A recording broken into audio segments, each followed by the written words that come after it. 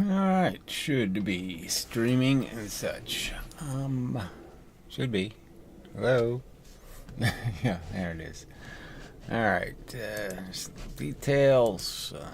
Live chat versus that. And pop out the chat thing. Blah, blah, blah, blah, blah.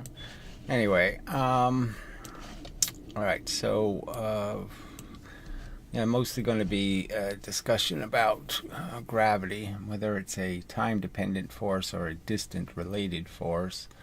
And I think, obviously, it's just about the time, and there's absolutely no good reason to think it has anything to do with damn distances and all of that crap. So we'll read some comments, and then we'll go to, let's see if you can see any of that. Yeah, then we'll go to this related video. Okay, physicist answers your spring paradox. So he basically just talks about the fact that there's the two different equations. So just like mv squared versus mv as a exponent, momentum versus kinetic energy, it's the same kind of paradox in analyzing springs. In a sense, you have two stupid ways of analyzing it. The energy of the spring, and one is really, really stupid. Alright, so I want to read some of the comments on the stupid Ryan Gosling crap, redundant, one version of the wacky mathematics. Just, yeah, some of it just deserves it. So the John Walker guy, right, who has never done any experiments, and he tells other people they should do experiments, which is kind of funny. And he's supposed to be part of some university. It's I think, just a virtual fake university, but whatever. There is a company that patented this for 3-mass setup named 3M. So he's making the accusation, conspiracy theory nut, that 3M really has to do with something to do with 3 masses, when it was a mining company in Minnesota that did something else with an M. Anyway, and they produce all energy they use by themselves. So he thinks the company 3M has special technology that allows them to run their plants on special free energy. This is the nut, okay, that Brozo calls a genius. They don't call this nut on this nutty, crappy types. I mean, you can type all this kind of crap, and they don't call him on any of it. I mean, why don't they say, hey, stop doing that first because you make us look ridiculous. And why don't they find this guy offensive? I mean, they find me so disturbing. Why don't they find this whack job a little bit disturbing? He thinks chili peppers have magnetic properties, and he thinks the company 3M has something to do with hidden secret, energy technology. Fuck, I just find it's just amazing that this is the caliber of scrutiny these morons apply. I mean, it just proves the point. They're just out to get me. It's all a personal thing. These people don't like me, okay, because there's something about me that just irritates the fuck out of them. And so they have to do this crap. So Gosling says, oh dear, what is the point of trying? Now, he said something else before that. Something like, he didn't respond to my comments at all. Well, in some respects I didn't, because I explained what the real subject was, which really is an argument about whether you believe in momentum or you believe in this kinetic energy shit, and they're really not compatible formulas. And as the other guy, the Perth guy, kind of points out kind of plainly, yeah, there's two different ways you can analyze it, and the two different ways will get you different fucking answers. They're so stupid. So the Brozo, way off the subject as usual. But to be fair, Ian, if he didn't misrepresent what you said, he wouldn't have an argument. So somehow he's responding to the previous comment that was here that got edited out for whatever reason. And if we took away his argument, he wouldn't have a video. So again, how if they won't even touch my arguments? My argument is the conservation of momentum is a real thing in physics, and if you're going to argue for your conservation of kinetic energy at the expense of the conservation of momentum, you have to explain how you can justify that. So, you're the ones just totally evading the real subject, which is how can you do your exchanges of energy between uneven masses and conserve kinetic energy? Because to do it, you have to destroy the conservation of momentum. And that's back to the bullet in space argument. Do you really think, okay, there's 2,000 of joules going one way and only 2 joules going the other way, in terms of, do you really think there's 2,000 watts of energy in the universe on one side of the ship and only 2 watts of energy on the other side of the ship, and somehow the ship doesn't change direction? And if he didn't have a video, he wouldn't have a life, blah, blah, blah. No, I had a life. I wish I could just do what you do, which is, wank to your silly little ambitions of being a songwriter or some other kind of bullshit, and, watch porn all day. But no, I decided to take my life a little more seriously.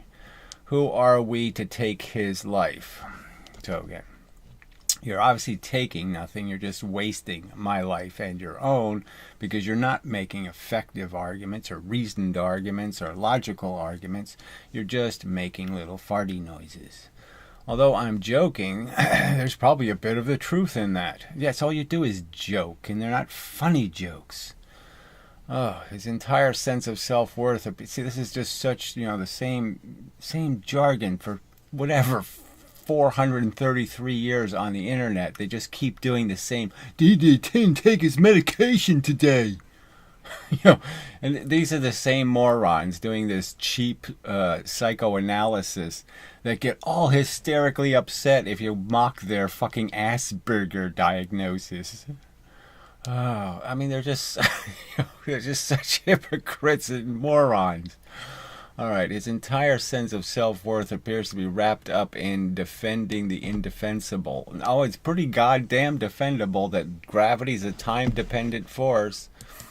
That's how it actually functions in the real mechanical universe. It functions exactly like it's a certain amount of pressure over a certain amount of time.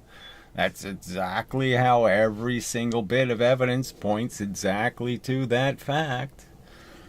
Oh, it's just, they're just so stupid. Alright, so there's no comments indicating anything's not working, so the volume appears to work and stuff, so we'll keep playing along. I've not listened to his trash for 2 weeks. You haven't listened really to any of the videos, because then you would hear me saying things like, could you please draw a lever and explain how it works? Explain how only just draw it and show us how mechanically you put the energy in this side and you only get 1.4 the energy out the other side. Explain how that's how the momentum works, that you destroy gigantic chunks of momentum when you use a lever. So go ahead and show us how you've proven that levers don't work, they don't conserve momentum, yet you don't feel like you have anything to say to regular physics, because they can go ahead and keep saying this conservation of momentum. Lewin can keep saying, nature can fuck with kinetic energy, but nature can't finagle the momentum. Why don't you explain how Lewin's statement has any validity at all? Okay. As if it wastes someone's time, but I'll make an exception and suffer with you. I will click on the link, but it feels like I'm unlocking the door to a padded cell. Whatever. 1 hour later, yep, all I ended up with, it's a 2.5 hour video, but whatever. All I ended up with was a list of time codes as long as my arm. And this is where I was talking about MGH versus MGT. How, I really can't account for your stupidity in, not recognizing that gravity... Oh, that was yesterday's video, sorry. He's talking about the one before that. Yes, the response to Ian's convoluted video. So, I guess I should have pointed out that I did do a new video on the website. So, that should be here. It should be here. All right.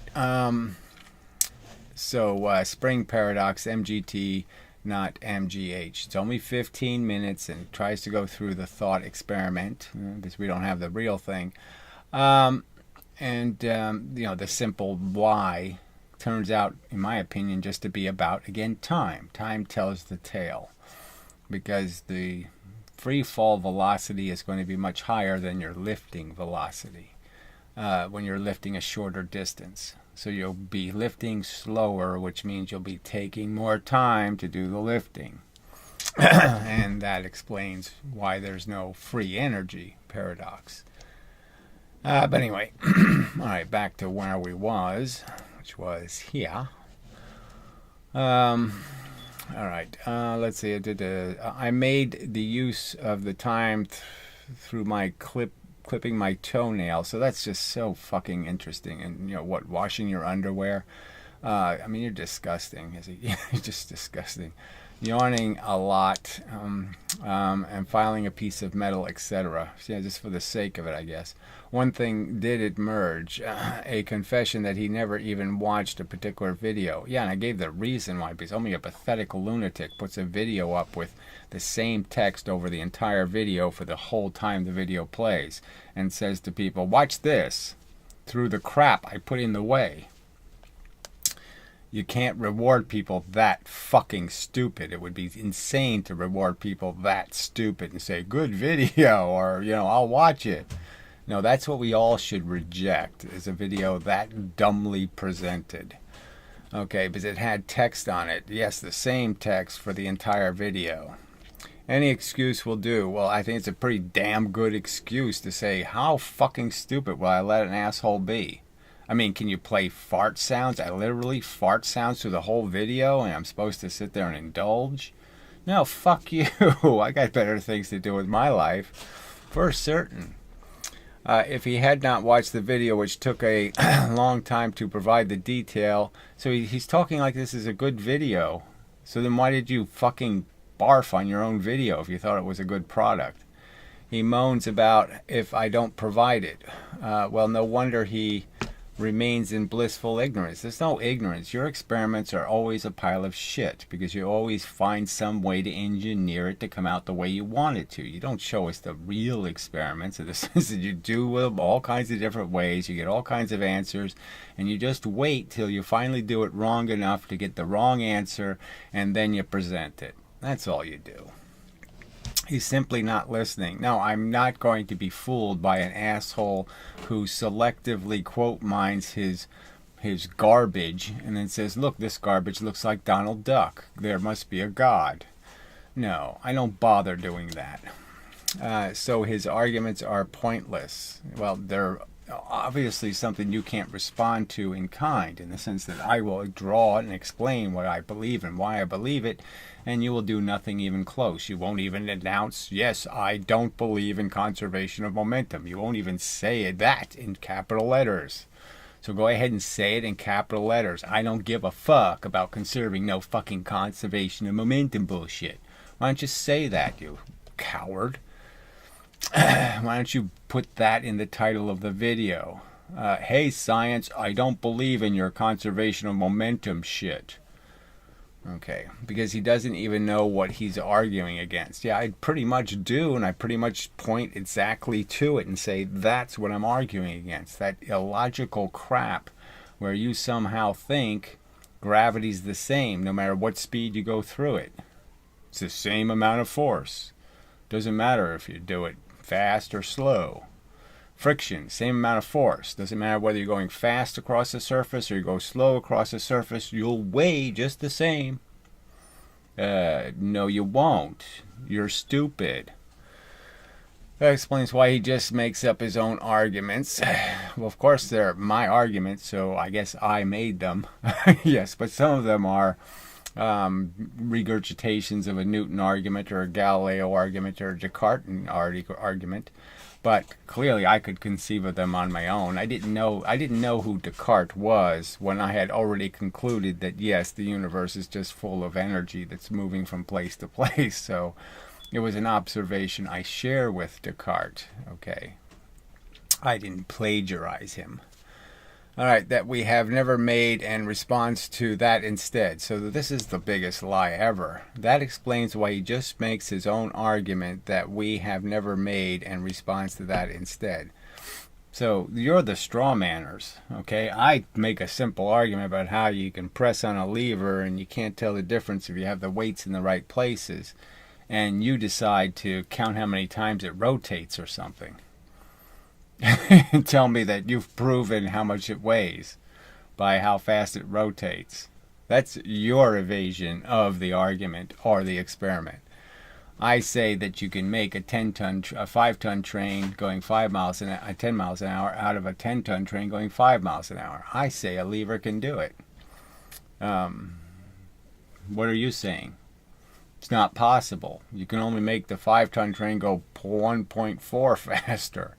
Okay, it's sad for him, really. It's sad that the world sucks and it has pus like you in it, okay? Little pussy humans who really can't do anything honest or with integrity, or you're just disgusting, deplorable defenders of absolute baby talk and shit, okay? I mean, even when Professor Lewin makes it clear, nature can't finagle momentum, you just keep on saying, oh yeah, it can. I'm glad he's having a bad day.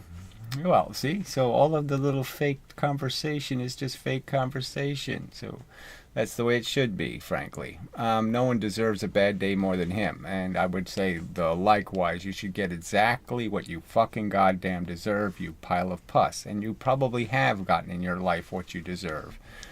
And that's why you're in a pile of shit.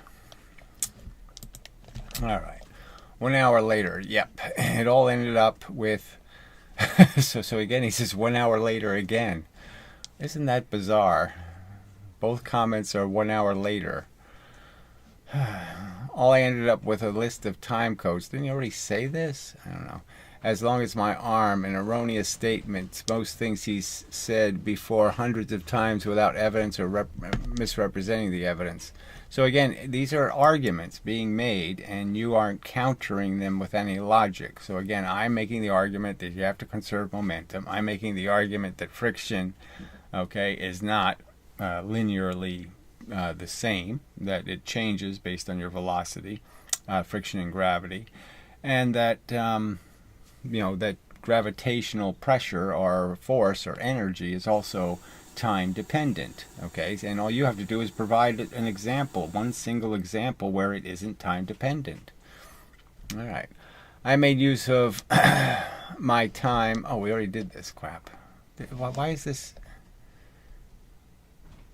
Somehow I switch from one comment to the other, I guess. All right. Doesn't really matter. We're not going to miss anything here, right? Okay. So, yeah, the hell with that. They have a third comment. Okay, so the Iron guy, like 20 hours ago, did ask him to, do you have anything relevant to say on the actual video I made? Just out of interest, Steve, was any of what I said about the graph helpful? All right, so I'm finishing a quite involved comment where I'm trying to tie what you said and drew here to what Piero said and drew a year ago. So, again, they're just trying to defend with the circular mathematics.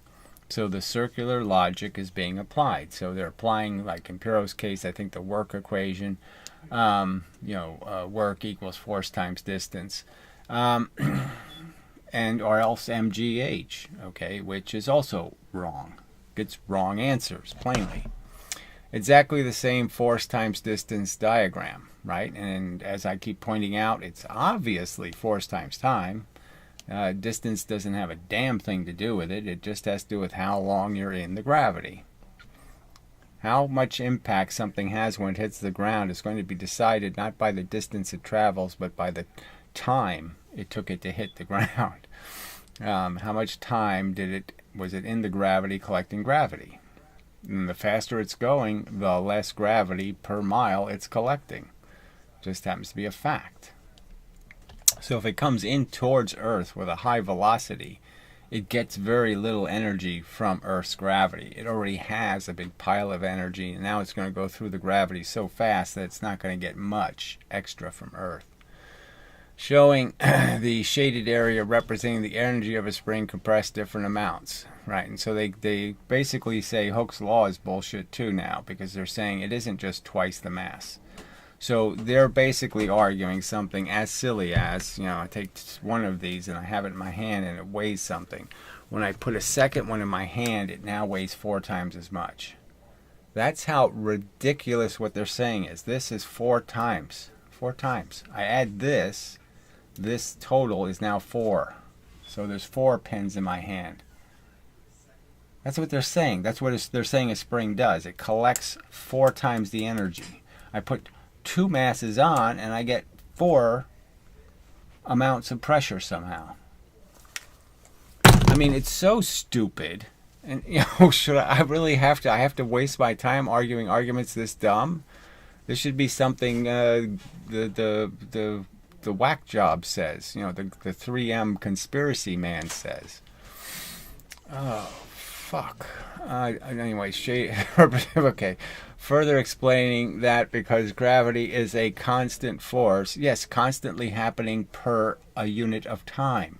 So it's just so stupid to say a constant force and not recognize that, yes, it's about how long you're in it. It's constant based on time, per second. It's not per meter, it's per second. Okay. The total area, the square, represents the squared aspect of the energy for gravity. So again, they're saying no matter what your velocity is irrelevant. All that matters is how much distance you travel. Which is clearly wrong. Which is clearly back to the argument that if I lift this battery... Whoops, I dropped it. Oldness setting in. If I lift this really, really slowly, I did the same amount of work as if I lift it quickly. They believe that. They believe when a weightlifter lifts the weight really, really slowly, he's doing the same exact amount of work that if he, jerks it up quick. That's what they believe. They won't defend it. They won't talk about it. They won't draw pictures of it.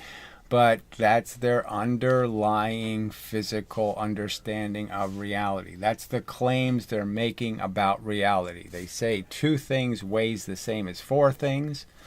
Okay, and they say that lifting something slowly is the same amount of work as lifting it quickly. All right, I'm still trying to get a better grasp of both yours and his explanations, which mainly differ because he was only trying to explain why the half was in the kinetic energy formula, because only half of that square, the triangle shaded area, represents the energy of a compressed spring compressed a certain distance by a certain force.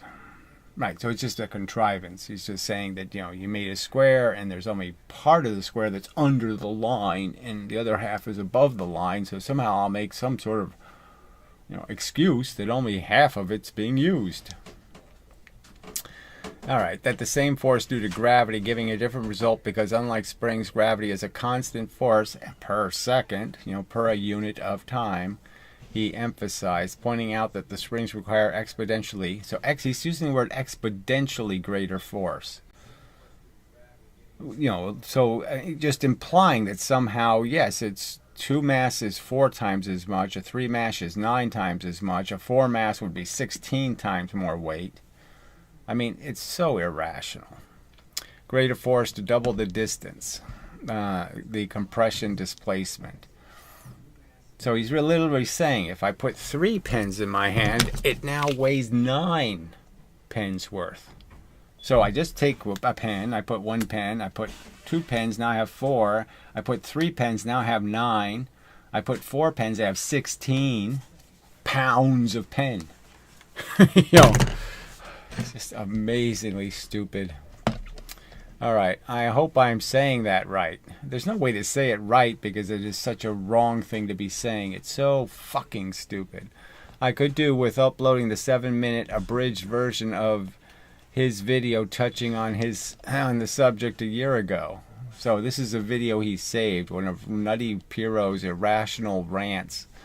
Where he erases writes the equation, then erases it, and anyway. I edited it down to just bits I needed to concentrate on understanding. So it's really stupid. It really just does come down to you really are just having to make a choice. You either believe in kinetic energy or believe in momentum. You either believe that gravity's time dependent or you believe gravity is the same no matter how fast you go through it. I mean, these are simple arguments. You believe in conservation of momentum, you don't. Come on. Mainly all the very simple step-by-step formula he went through for the likes of me. until I kind of joined them all up to explain the mv squared thing. Yes, the thing Leibniz created, not for any of these reasons, by the way. Okay, then finally explaining why he has to be halved using the same diagram you showed, right? And physics didn't figure out the half until the 1800s, when they had to make all of this stuff tie together into some rational amount of wattage. You know, they had to, they created the joule, and in doing so, they created a unit they had to have that was consistent. And the only way they could derive the consistency was to break all the other definitions of work. And all right, hence 1/2 the mv squared. Okay, he explained that force times distance in gravity, a constant force. So how many times did he say the word constant force, but he doesn't say a constant force at a unit of time? It's only constant based on time. It's not constant based on distance. It's constant based on time per second. It's just an amazing omission. Is different for two springs, which require exponentially increasing force to compress more. So again, he's saying I can't double the compression of the spring without exponentially increasing something. So if I take a one mass and put it on a spring and then I double the mass, I don't double the compression because I didn't exponentially increase the mass I put on there. I didn't put 4 pens on there. So there's no way it could compress twice as much. I mean, what he is saying is just completely irrational shit. And the fact that nobody, they don't have any mindless marbles, none of these clowns can sit there and react to anything said and point out how you can't say that. It's too stupid. All right. He explains that, yeah, we did that. Force times distance and gravity, right? But again, a constant force. So again, he keeps pointing out it's a constant force, keeps ignoring the critical fact that it's only constant based on units of time. Okay. You were trying to explain something more nuanced. I know, I think it was exactly the same as Pirro's argument. Your particular dilemma, which Michael Falwell explained to me, was probably due to overlooking that when you did your original brilliantly simple demonstration. So again, you know, just such babble. The one that got you out of breath, yeah, which was kind of funny. So again, we're just talking about a simple argument that's been made for over 2 years now, where we already all know that twice the compression, okay, of a spring gives you twice the velocity. Twice the velocity gets you 4 times the distance in gravity because of the 1:357 ratio that Galileo discovered.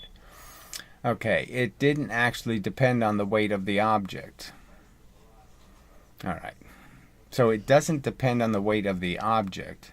So no matter how you get to twice the spring compression, and the obvious way to get twice the spring compression is to put twice the mass on a spring, that somehow when he was pulling it down, he was pulling 4 times as hard.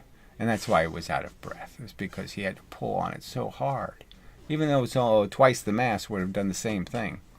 It depends on you pressing down with 4x the force to make it compress twice as much. So he has this in capital letters. There's no denying what he's saying here.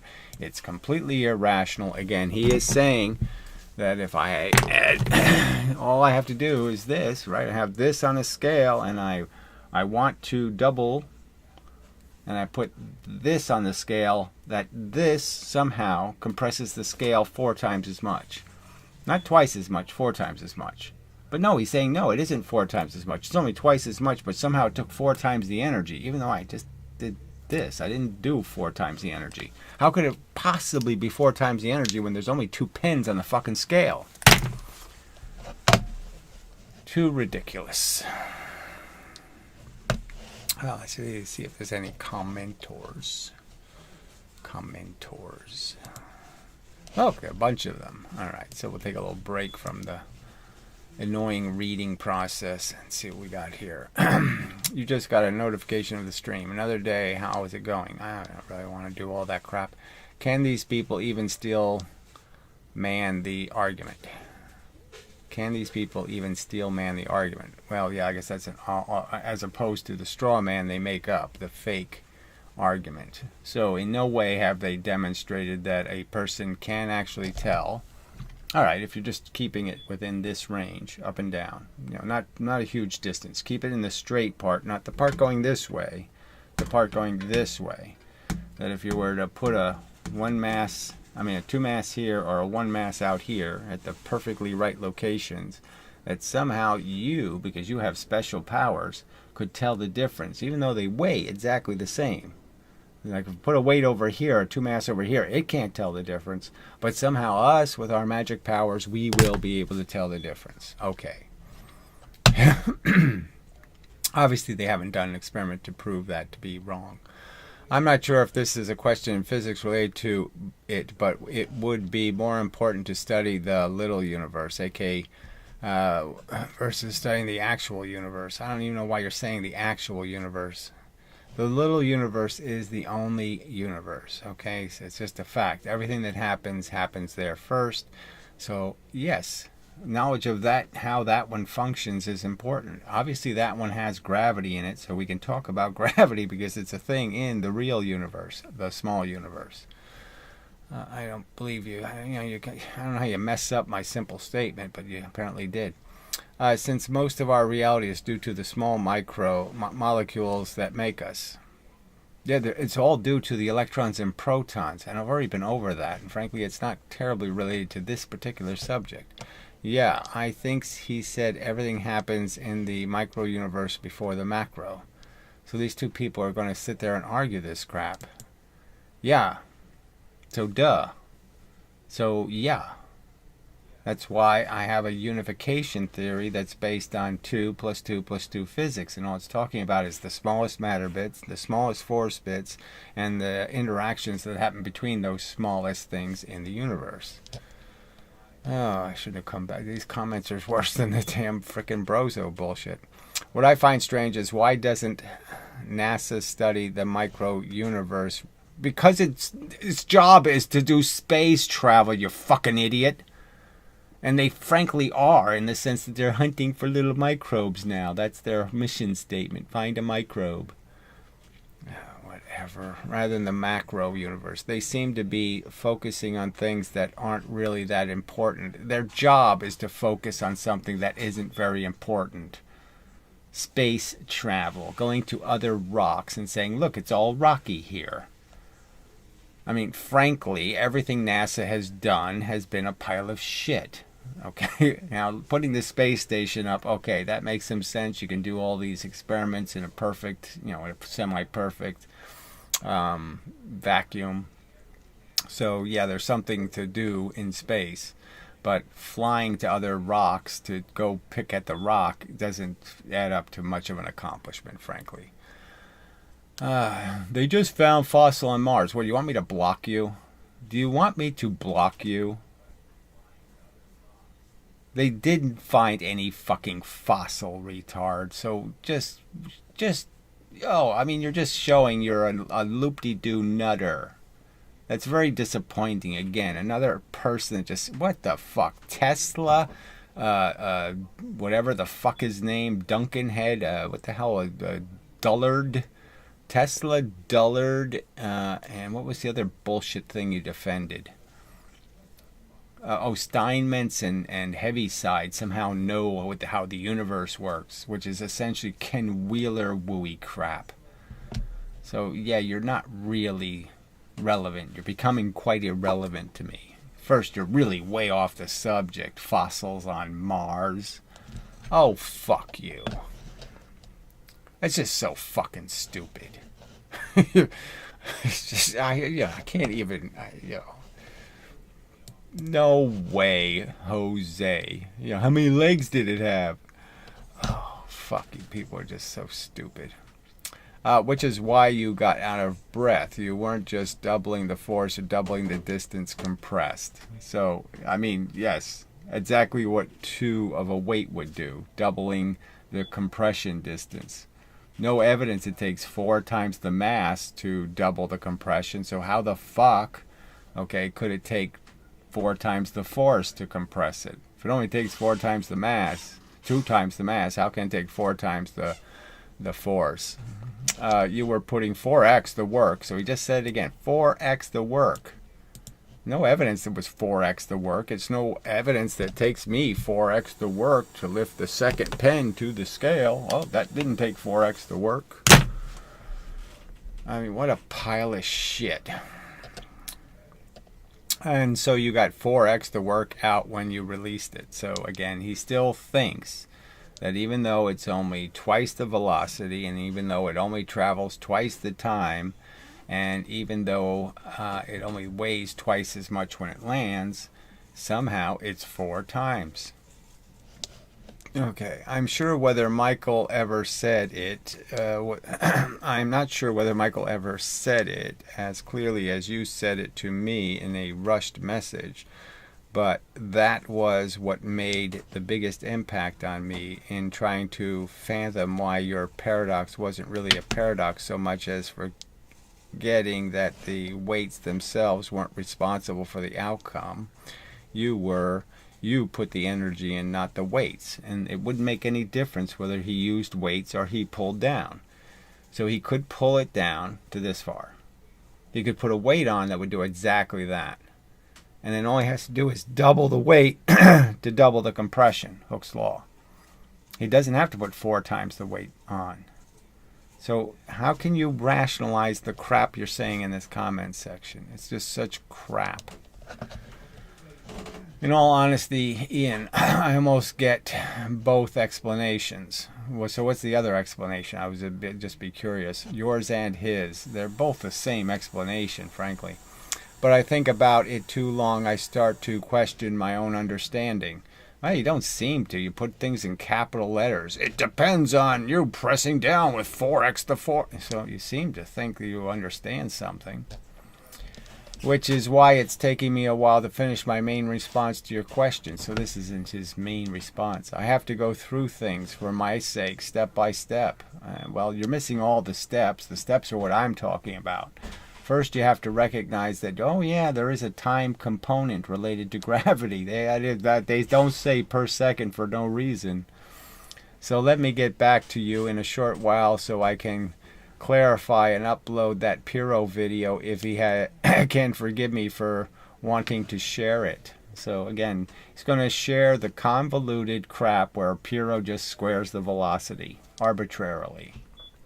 So it's no different than all the other wacky, it's per second. So it's like Brozo's ignoring the per second altogether, and Piro puts the per second in twice. As long as you want to touch upon how this relates to something I'm far more comfortable talking about, why Gary is wrong to claim we don't square voltage when we absolutely do. No, you don't, frankly. There's no, any equation where you put a square voltage, you're cheating because you're really just squaring the other component in the sense that you're accepting the fact that the current is also changing. So it's not like exactly comparable to the material example of velocity, okay, and weight, because when you change the velocity, you change the weight. So if you're changing both variables, it can look like it's square relevant, but it's obviously you're not. It doesn't have anything to do with the square. It just has to do with the fact that voltage happens to be more tied to amperage than velocity is tied to mass. So if you did understand it that in the real world, when things went faster, some of their mass fell off, well, then you could say it's a more direct analogy. Now, I didn't say they were perfectly analogous. I just said there is an analogy between voltage and amperage and mass and velocity. There are a lot of useful comparisons to be made. Here you are perverting that into some absolute and then saying because you're doing an equation where you're assuming the fact that, yes, the voltage will affect the current, which is the same thing as saying the velocity will affect the mass. The squaring can work, but you're not actually squaring. The square isn't a derivative of an actual squaring of voltage. It's just taking advantage of the fact that current is tied to voltage.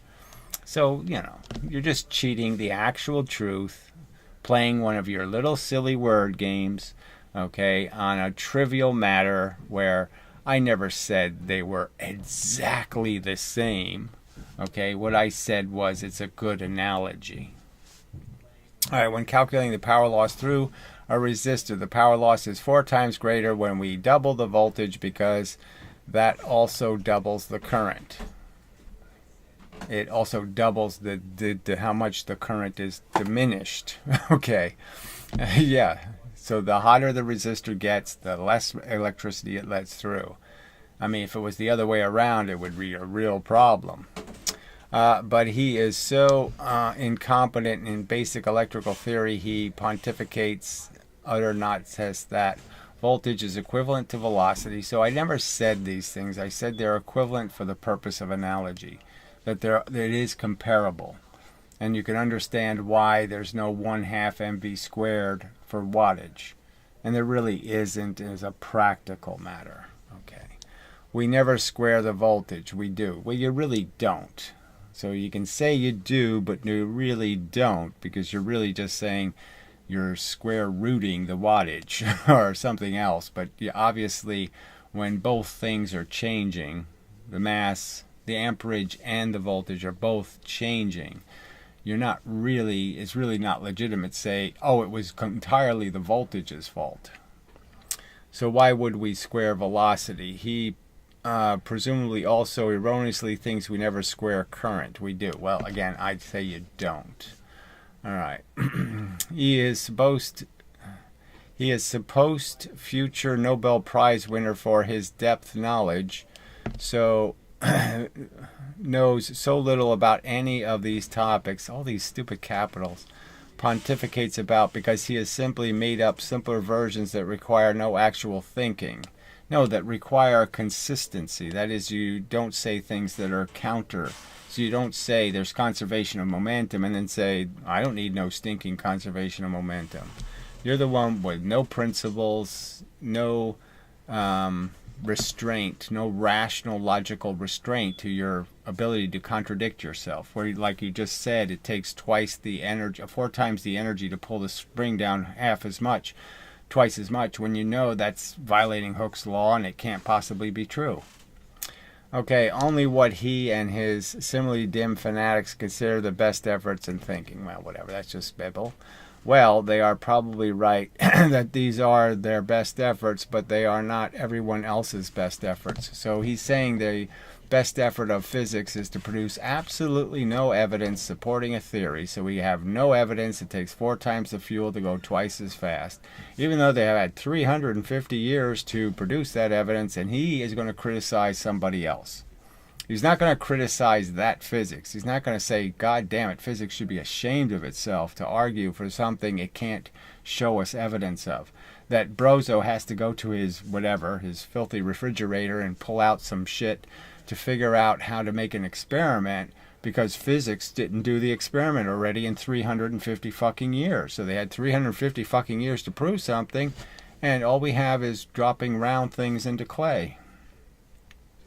Everyone else who have actually studied electrical theory professionally, some at a higher level than me, can figure out why we sometimes have to square voltage. And again, you're not really squaring the voltage, because it's if you are accepting the analogy, the comparison, clearly you're changing the voltage and the amperage, which would be the same as changing the mass, which means you're not really squaring the voltage, you're not really squaring the velocity, because yes, you're decreasing the mass. Okay. It's not exactly difficult, except for Gary. Well, fuck you, you're an idiot. Gary, who can barely understand Ohm's law, so this is more a waste of time. He couldn't even understand Lenz's law and kept calling it paramagnetism. It's not the truth. That didn't happen that way, but whatever. I did mess up paramagnetism with the other one that's not ferromagnetism. But whatever. And claiming Walter Lewin had paramagnetism and diamagnetism, those are the two weirdnesses, entirely wrong. I think he still has them entirely wrong, yes, in terms of he doesn't understand the fact that the magnetism you're creating through one mechanism is opposite magnetism, where paramagnetism is the same. So in like ferromagnetism, the magnets you induce, the magnetism you induce, obviously has the opposite polarity of the magnetism that creates the induction. So the field lines of iron filings are magnetized in the opposite direction to the magnet that creates those iron filings. Where in paramagnetism, it's a reflective magnetism. That is, north-south creates north-south, and it's repulsive.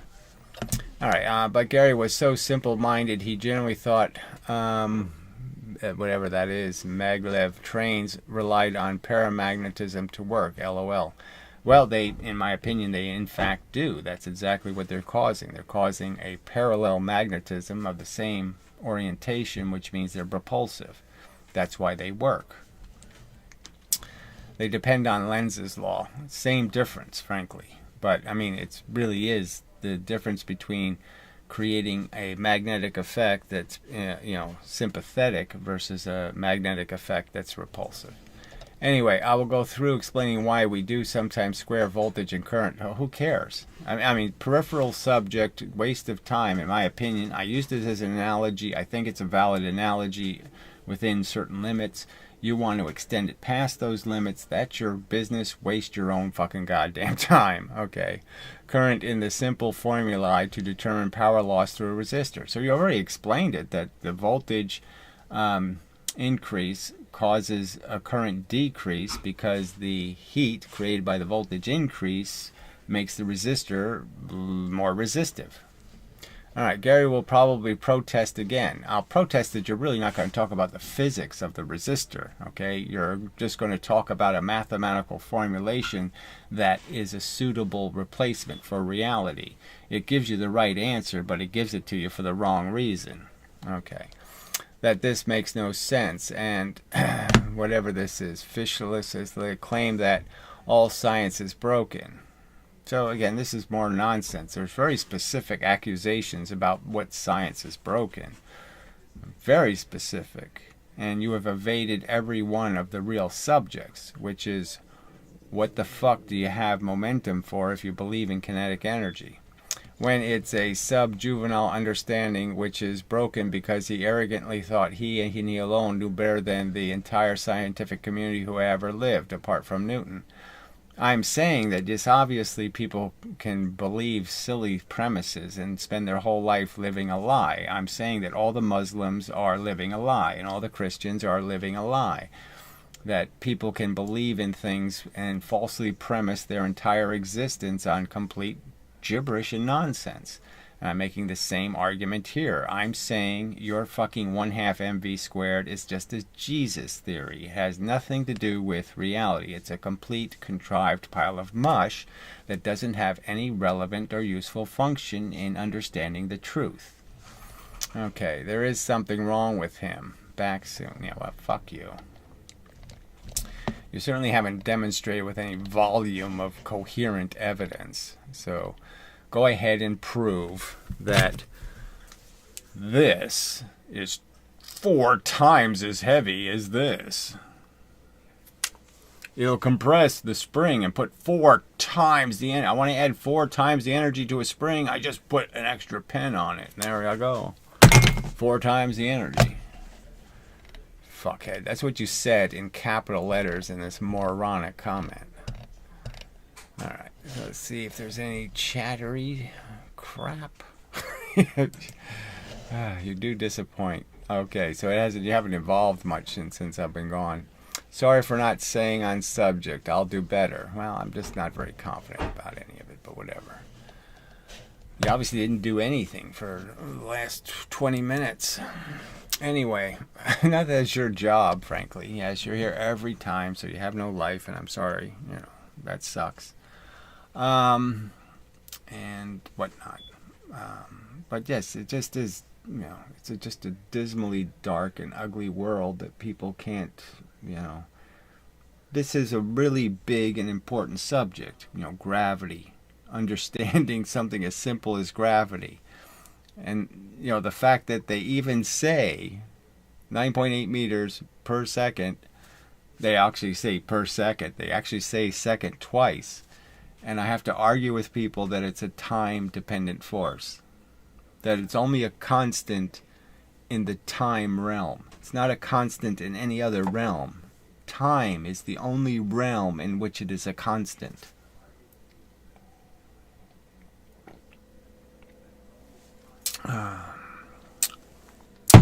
Well, I drink my breakfast.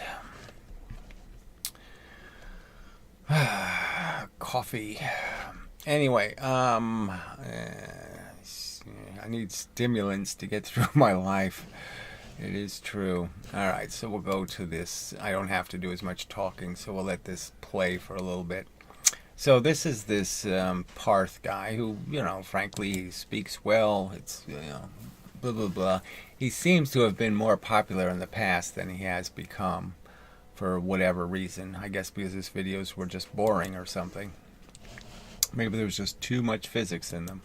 So this is going to be a very convoluted blah blah blah explanation, but at least it's an explanation of part of the reason why there's this confusion. And it just goes right back to the fact that they have the two existing ideas of stuff in the universe, the momentum idea and the kinetic energy idea.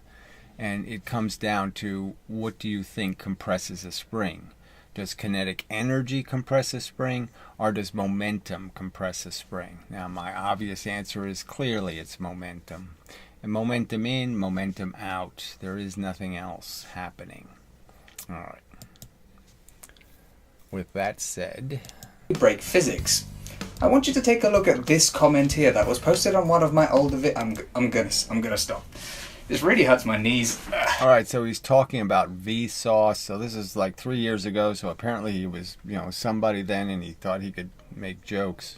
Right, hang on. So he has 202,000 subscribers, which is a lot. But his current videos don't get that many views from the last I looked. Let me just look and see. Which is strange. Alright, we have a video on the front page. So yeah, 5.8 thousand, 7.2, 8.5. He has Einstein's picture in one, so that cheats a little. Then he's got 155 views on that one. So they're all over the place in terms of the view numbers. Quite strange, frankly. Doesn't have much of an icon, frankly. Apparently he's maybe world traveler or something. It's hard to say what he's doing. His selfie, I don't know what the fuck is. Anyway, doesn't really matter. Just play the video here. Okay, enough with the Vsauce impression. Why am I making this video? Well, I got a comment on one of my older videos, a comment by Ahitagnidas, I'm sorry if I'm mispronouncing your name, and it essentially boils down to this. Let's say that we've got a spring placed vertically on the floor. In other words, let's just assume that the spring is sitting on the floor at its natural length, and we place a block, a wooden block, let's say, of mass m, on top of it. Now we know that because the wooden block has a certain mass, it's going to have a certain weight, and therefore is going to exert a force on the spring from above and result in a compression within that spring. Now one thing that we can do is to attempt to calculate the compression in the spring. What is that compression going to be? And we can do this in one of two ways. So he uses a wooden block, which isn't a great example just because it doesn't have much mass, frankly. It's kind of a light object. But, and later he's going to get into the fact that it's going to oscillate. But, I mean, depending on the spring you use, the oscillations over really quickly. So some springs dampen very quickly, and it will just settle on a distance representing the weight. Firstly, by considering forces, and secondly, by considering energy. Now, looking at the first method, the method considering forces, a logical thing to do would be to assume that the compression of the spring is such that the weight of the block acting in a downward direction on the block is equal to the upward force exerted by the spring on the block. This is because the spring is trying to resist compression, it's trying to spring back up. And so we can say that the downward force on the block, which is... You just end up with the same thing. You're just duplicating what gravity would have done with the Earth, and all you've done is create a mechanism between that's creating a delay in that event. So the force from the Earth has to go through the spring to get to the block, and so there's this delay, and the delay is represented by the distance the spring compresses. But in the end, you just end up with equilibrium that you would end up with if the block was actually sitting on the Earth. You'd end up with the same equilibrium. It's just that you've delayed the process of the communication of the gravity's pressure with the ground's pressure, and the delay is happening inside the spring, which is representing or showing you how absorbing that one initial amount of energy has deflected it. So it's showing you how much the mass weighs because it can't give back the original delay. The first delay is still stuck in the spring, so to speak. The Earth balances it with the force eventually showing up, but it can't give back the initial drop of the mass.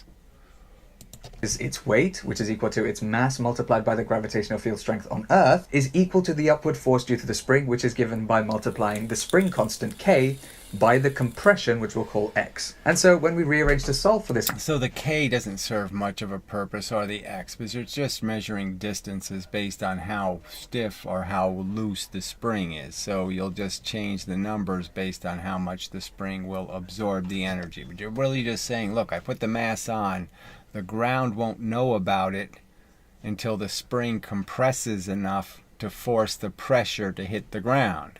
So it's just a delay in the weight getting to the ground. And again, you can just sort of understand that it can never, the Earth can't ever fix that delay. It can't, so the spring is stuck being delayed. Compression X. Showing the delay. We find that is equal to the mass of the block multiplied by the gravitational field strength G divided by the spring constant K. Now, it's worth explicitly stating, by the way, that we're considering perfect scenarios. In other words, we're not worrying about the mass of the spring itself. Right, so this was just a momentum equation. So we did the momentum version where there's no square terms. This isn't the kinetic energy formula. You're just basically measuring the strength of the forces, and you're saying that you can tell how much force there is based on a proportional amount of compression that will happen in the spring, depending on how stiff the spring is. We're assuming that that mass is zero, it behaves as a perfect spring with a spring constant K, and so on and so forth. Nothing too complicated, nothing too realistic. We've just got a block with a certain mass and a spring sitting on the floor. Nothing too complicated, nothing too realistic, he said, which is just so funny, implying that somehow the truth has to be complicated. The real explanation has to be complicated. I think you have that one backwards. That's it. So, using the method of forces, we find that the compression of the spring should be mg divided by k. However, another thing that we can do is to consider the energy in this entire situation. We know that we're taking our wooden block and placing it onto the spring, and the spring is going to compress. This means that the initial position of our block is higher than where it's going to end up. In other words, at its initial position, the block had more gravitational potential energy than where it ends up. And specifically... So anyway, that's just silly, right? Because we know in Earth gravity, the 9.8 and the 9.8 for 2 inches away, or 1 inch away, or 9 millimeters away, or 1 millimeter away, we know that amount of potential energy is frankly negatable. It's 0.00000000000. I mean, I could really go on for quite a while, like 15 zeros before you're going to get to a difference. So it's a negligible effect that you can't say, oh, it has less gravitational potential. That's retarded. It has nothing to do with its gravitational potential where it ends up on the spring. I mean, that's just stupid. We can say that the change in gravitational potential energy is given by multiplying the mass of the block by the gravitational field strength of the Earth by the distance which the block moves. That's x, or the compression of the spring. And almost fairly obviously, we can say that that energy must be lost by the block, so it must be gained by the spring, and it must be stored in the spring as elastic potential energy. Well, part of that is true in the sense that the spring is going to be compressed and the ground won't be, and that's the key factor. So the spring will absorb the initial weight, okay, and the weight is technically a mass moving a velocity, and so it will absorb the gravitationally induced velocity of the mass and store it in the sense that until you release it, it is there, and then the ground realizes, hey, there's a weight on me, and it pushes back. So the spring essentially just delays the weight hitting the Earth, and the delay is stuck in the spring. That's the way I would say it. Now the equation for elastic potential energy is half multiplied by K, the spring constant, multiplied by the compression of the spring squared. Half Right, right. So there's absolutely, you could just look at it and say, obviously that squared is retarded, so that's just going to fuck up whatever answer you get. And so if he did an example where he uses masses that get exponentially bigger, I mean double and then triple, you know, he'd start getting this exponentially silly answer. So the answer wouldn't be just 50% off. If he uses a 3 mass, it's, you know, 9 times off. You know, this gets more and more ridiculously different. So he's pointing out that the first way he analyzed it and this way he analyzed it, in this simple example, it's only going to be a doubling of the amount of energy. But if he changes the scenario, he can make it a tripling, a quadruple, you know. It gets worse and worse. The two answers diverge, okay, in an exponential way. Kx squared. And so if we equate the energy lost by the block, the gravitational potential energy, to the elastic potential energy stored in the spring, we get mgx is equal to half kx squared. That's a loud boat. Let's make some music. Trying to film here. Thanks, mate. Okay. So that's his little bit of humor. Apparently he lives with a mate of some kind. So if we rearrange this equation and solve for the extension x, we find two possible situations. One of them is the boring one, x is equal to 0. In other words, the block doesn't move at all and the spring doesn't compress. Kind of dodgy, but the other one is really interesting. The other one ends up being, what does it end up being? I'm trying to do... He says it's kind of dodgy to get a 0 answer that the block doesn't move, which, oh yeah, that would be retarded is what that would be. Some maths in my head. Hopefully this is right. The other one ends up telling us that the compression of the spring must be 2 multiplied by mg divided by k. So this is twice the value that we found when we used the forces method. So what gives? What should the compression of the spring act? So this will happen in every single case you do, okay, versus momentum versus kinetic energy. This problem will arise. Actually be? Should it be mg? I mean, they say a joule is twice as much as it really should be. So if you multiply the momentum number times 2, then the joule number will match if you're using equal masses, as in this example. But in every single circumstance, if you don't multiply the momentum number by 2, they won't be the same number, and they certainly won't be the same number if you're using 3 or 4 or 5. You're changing masses by any kind of other number, then the exponential difference can't be fixed by merely multiplying by 2, because it's squaring while you're multiplying by 2. Multiplying by 2 doesn't fix squares. Over k, or should it be 2? It doesn't fix cubes. It doesn't fix, I mean, it doesn't fix the other. As you increase the differential between the masses, it won't fix it anymore, because the squared velocity is always going to be much more than the doubled mass, you could argue. mg over k, or should it be something else entirely? This is something that I want to call... Okay, so in which formula is it? So this one's the reliable one. So this would be, as Lewin says, you have to conserve the momentum. So this would be the sensible equation. This is the nonsense equation. Okay, so he's stuck with it. And now he's going to, he's stuck with it. Affectionately, the spring paradox, because it gives two different answers using, supposedly, fairly logical arguments, right? And just to clarify, both of these are meant to be exactly the same situation. We're calculating the compression of the spring when we place some block with mass m on top of an ideal spring. So then, why using two different methods are we arriving at two different answers? Shouldn't they be exactly the same? Well, because your math is circular. It's designed to defend a wrong premise. So that's why it doesn't work. That's why it has these contradictions in it. Your math is contradictory to the truth. It's only through circumstance that it turns out the distance sometimes matches the amount of time. But clearly in the gravity example, it's twice the time and 4 times the distance. And that's what breaks your math.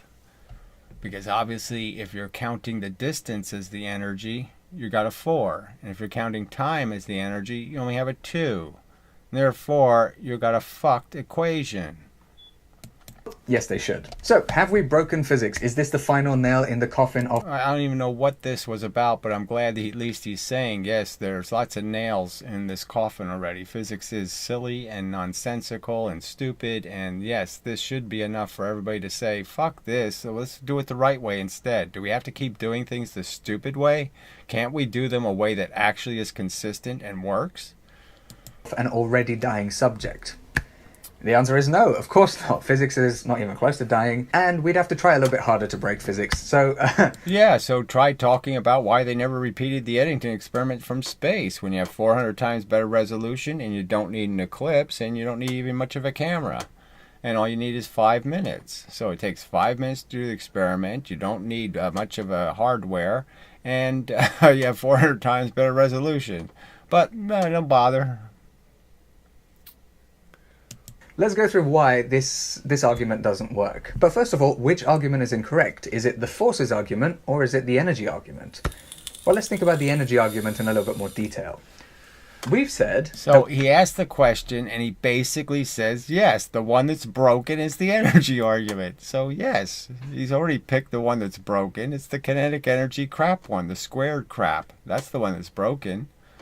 We want to find the equilibrium position, that is where the block will end up on top of the spring and how much the spring will compress by. But how are we going to get there in the first place? Let's imagine that we're holding the block initially so that the bottom of the block is just touching the top of the spring without compressing the spring at all. This is our initial position. This is where the block starts to move downwards. So can you see what's coming, which is just so silly? So instead of dealing with the fact that the equation doesn't care about the oscillations, the equation says what's the net compression.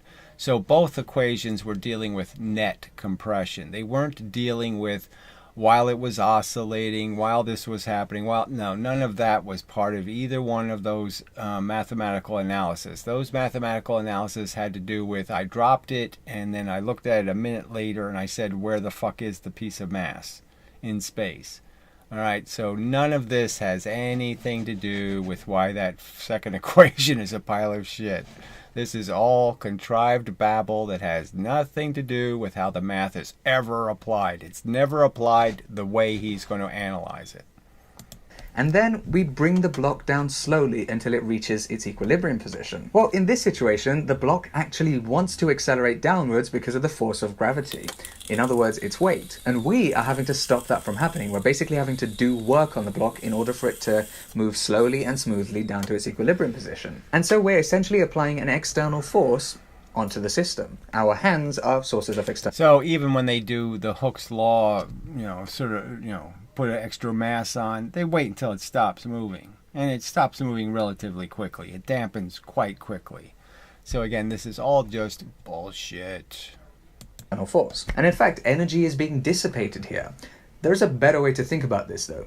Let's assume that we start with a block, like we said earlier, just touching the top of the spring so that the spring isn't compressed yet. This is our initial position and we simply let that block go. That block starts dropping, right? It accelerates downwards because it has the force of gravity on it. And the force from the spring is not yet enough to counteract that downward force of gravity. Now, as the block continues to drop, the upward force due to the spring starts to increase. So there's no upward force in the spring. There's the gravitational fact that the bottom of the spring can't move.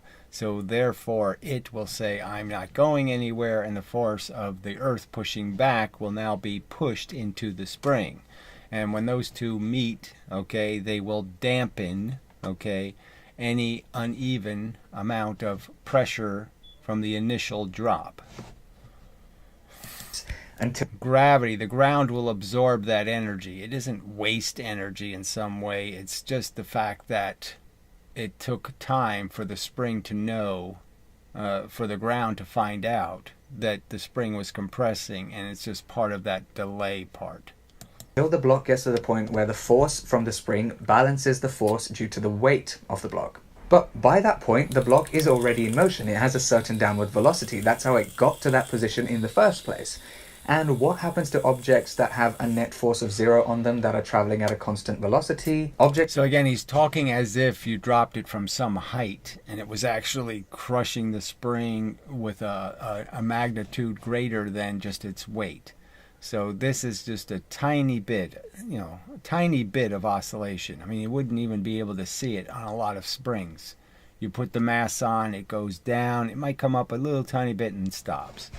So this is all just, again, contrived to say, look, there's a place where we got rid of all this extra energy. No, there's no extra energy. Objects in motion tend to stay in motion, and objects at rest tend to stay at rest unless acted on by a net force. And at the point where the upward force due to the spring exactly balances the downward force, the weight of the block, the net force on the block is 0, but it already has a certain velocity downwards. So it's going to continue traveling downwards until the upward force on the spring becomes so large.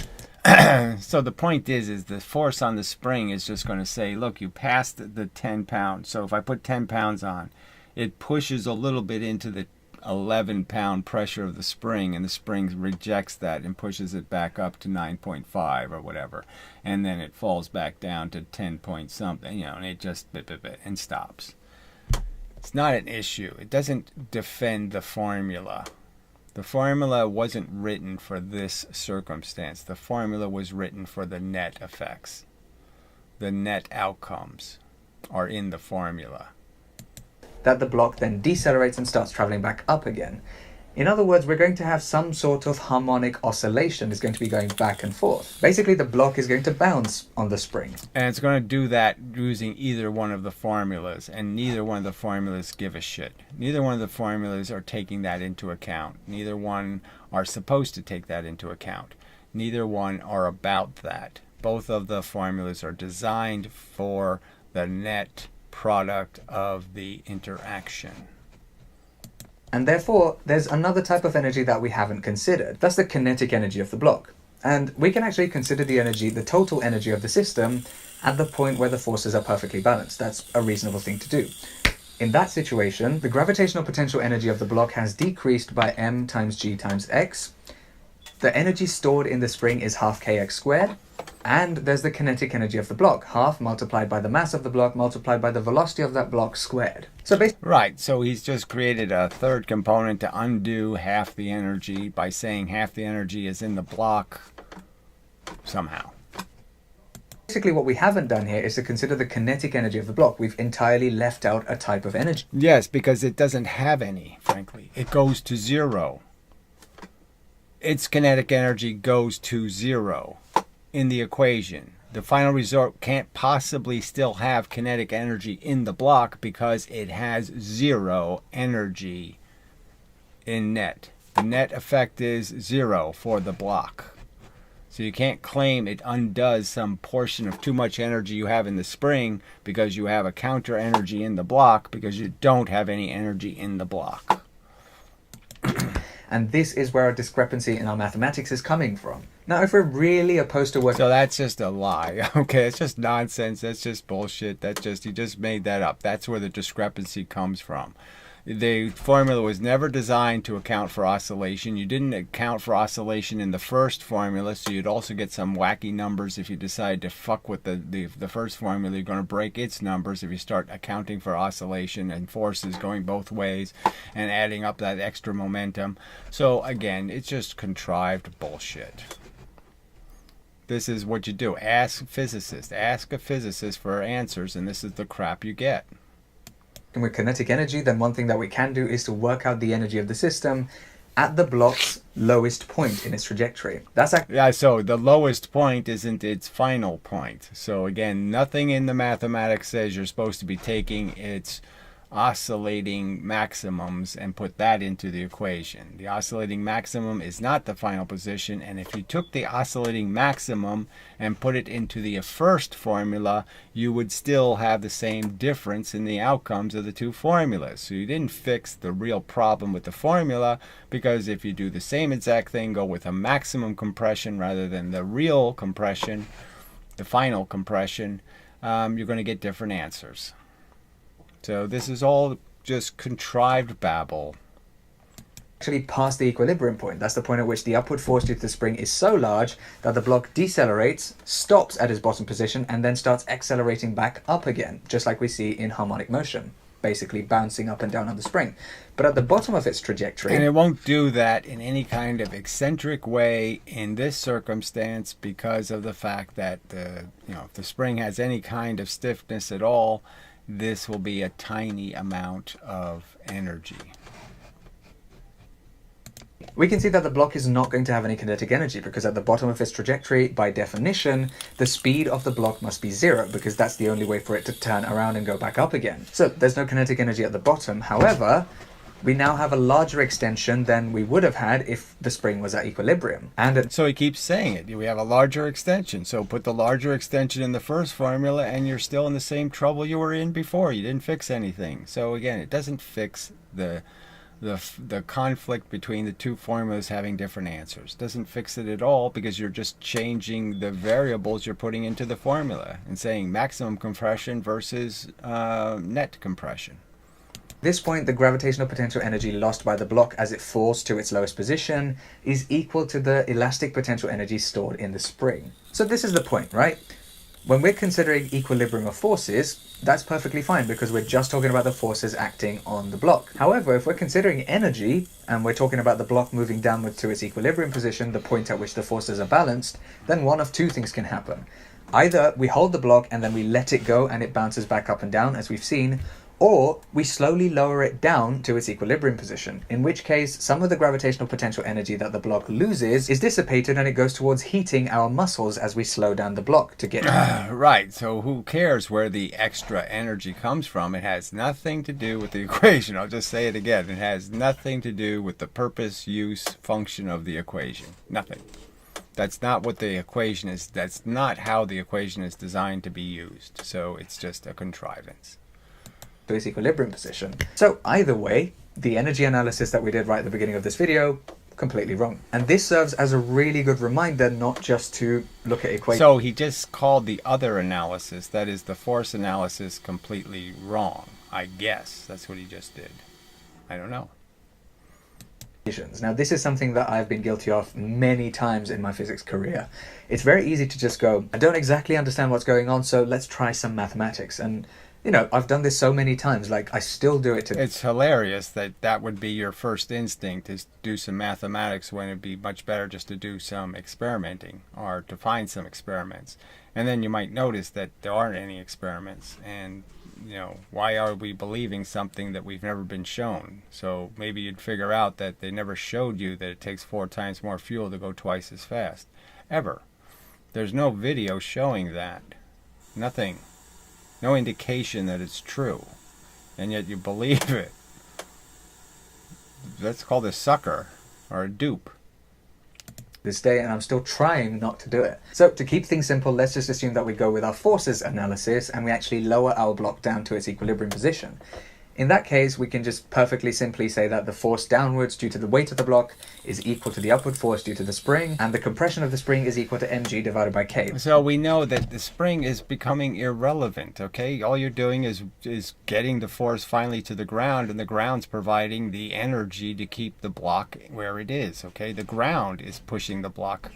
The spring isn't really doing it anymore, okay? The spring has just caught a portion of the energy, that is 1 unit of the gravitational potential before it got to the ground. And that's it.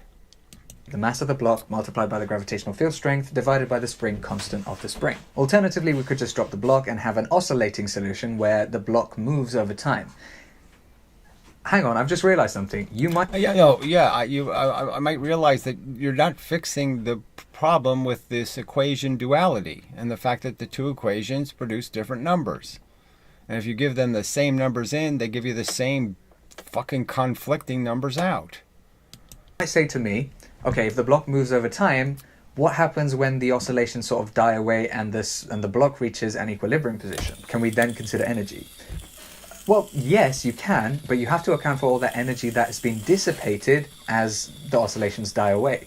The only reason that the oscillations die away in the first place is because of maybe air resistance against the block, or the heating of the spring itself, or something along those lines. So again, that energy is being dissipated. And the more realistic reason the energy dissipates is because the ground is absorbing the energy. It's just doing it in a delayed manner. And so it's dampening the spring by absorbing the energy. It's just that when it pushes down with 10, it only pushes back with 9. And when it pushes back with 8, it only pushes back with 7. So it's just a little bit behind. So when considering energy, we need to be careful about this kind of stuff. Along those lines, if you've noticed something that I've done incorrectly in this video, then let me know down below and we'll try and correct that. Yeah, it won't happen, but whatever, fine. I've tried to contact you. I've tried to get you to talk about something real, but whatever, blah, blah, blah, blah, blah, with the bullshit that somehow, this crap is helpful. I mean, this convoluted video about a subject that should be kind of simply put, and there's a different thing you can measure, momentum, or you can measure kinetic energy. And frankly, they don't produce the same answer. And that's a problem. And if I've not explained something clearly enough, then let me know as well, and we'll try and fix that too. But the key takeaway from this video should be that throwing maths at physics doesn't always work. Sometimes we need to use our physical intuition and our... So he just threw a bunch of math at it. Okay, and he convoluted the math and then said, well, I fixed the math by applying some math to the math. He didn't apply any logic to it, because clearly there's no logic to saying I'm just going to change the initial conditions by creating an oscillator and then say the formula was created to analyze an oscillator, when that's not what the formula was created to analyze. Understanding of the subject and not just deal with equations. And this is why for a physicist, often maths and equations are just a means to an end. They're not the end themselves. We need to use mathematics to get to where we want to be. No, you use mathematics, yes, if you have to build a bridge or something, but you don't use it to do foundational elemental theory, because the math is dependent on you having that theory already correct. The math is a formalization of theory. So until you have the theory right, the math will never be right. So I'm saying it's MGT, not MGH. I'm saying to you overtly, profoundly, deeply, the work equation is nonsense. To have a formula in your physics that says I'm holding this up and it's not moving, therefore I'm not doing any work, is ridiculous. Rather than let the mathematics dictate where we go. So that's the resolution of the spring paradox, and we can... So that wasn't a resolution, right? So come on. I mean, what do you call that? I mean, he called that a resolution. Did he resolve anything? He didn't resolve anything. Did he get to the core of the difference between momentum and kinetic energy? Nowhere near it. Stop worrying that we've broken physics. Physics is fine for now, although a lot of it is broken. So this is the funny part too, right? He just contrived bullshit to evade a real problem, and he's basically going to point out, but there are parts of physics where they contrive bullshit to fix a problem. I think you just contrived bullshit. You just made a dark matter story, frankly. You just invented a gimmick to sit there and pretend, to keep everybody's eye off the real ball, which was, I just changed all the variables in the equation. Let's not go into that. Anyway, with all of that being said, thank you so much for asking that question, and I hope you guys enjoyed this video. If you guys have any other physics questions, then leave them down in the comments below, and if I can answer them, I will. I like doing this kind of video, answering your questions, so feel free to drop some down below as well. But anyway. Well, I dropped them, and you didn't do anything with them, so blah, blah, blah, blah, blah to that bullshit. So thank you so much for watching. If you enjoyed this video, then please leave a thumbs up, do all the nice stuff, subscribe to my channel if you haven't already, hit the notification bell button, yada yada. You guys know what to do. Yeah, blah blah blah blah blah blah blah. And thank you so much for all the support that you've been giving me recently, especially on my Maxwell's equation video. I am working on a follow-up to that because you guys seem to really like that one, and actually... yeah, whatever. You guys. So I don't know who the guys are, but yes. Convoluted math is just so much fun. Actually, it was a lot of fun to make. So, second Maxwell equation coming soon, hopefully. I won't say much more than that. Thank you so much for watching, and I'll see you really soon. Bye-bye-bye-bye. Yeah, that's my counter impression. All right, so let's see what we got here. Well, we got some little whatever clown faces. Isn't that nice? Well, they're cats maybe, so I do like cats, but I won't let that distract me from my purpose. I was eating breakfast. Okay, you should go on Coast to Coast AM and present your theory. Yeah, I should be on every wonderful talk show on earth, but I'm not. Let's see, you're too smart for Bozo and company. I'm not saying you shouldn't respond to them just feels like a waste of your intelligence. Yes, the whole conversation is a waste of my intelligence. It's a waste of my intelligence to try to have an intelligent conversation with intelligent people, right? So, I mean, I have repeatedly attempted, okay, in emails to get people to respond, okay? And so I did get the minute physics, somebody representing minute physics anyway, to respond. And I'll show you that response. And it's just, you're just saying this is all you get from people. I mean, you cannot provoke a real exchange. You can't provoke them doing anything other than saying, I think you're misunderstanding. Some kind of crap like that. They can't make a counter argument. Again, how many fucking times have I said, can these little bastards, these little weak assholes defending physics, can they at least provide some kind of rationale why they haven't repeated the Eddington experiment from space? Can they provide some kind of reasoning why that hasn't happened? Or why, when they had a perfect 12 noon eclipse over North America, nobody with more than a 3-foot telescope bothered to look? They can't even correctly represent physics that was done for them. I don't even know exactly what that means, but they can't deal with the fact that the formulas have to represent a truth, an underlying truth. And if the formulas have built into them conservation of momentum, for example, and things like that, you have to take that a little bit seriously. Brozo is entertaining, though. Yeah, I don't know to whom or to what. I find him exceedingly annoying. I mean, every one of his videos is just exactly what I hate about human beings. It's like your little emoticons. They're things they're just obnoxious ways of communicating. And everything about how Brozo communicates is obnoxious. It's like a drooling, tentacled alien, and he's doing disgusting things. And you're just, I have to watch that? Oh, gross. Exactly, I was going to say their ignorance to the truth is glaring. They don't have honesty. Yes, I would just wish them to explain how they formalize the universe, how they represent it by their understanding, how they can make a lever work.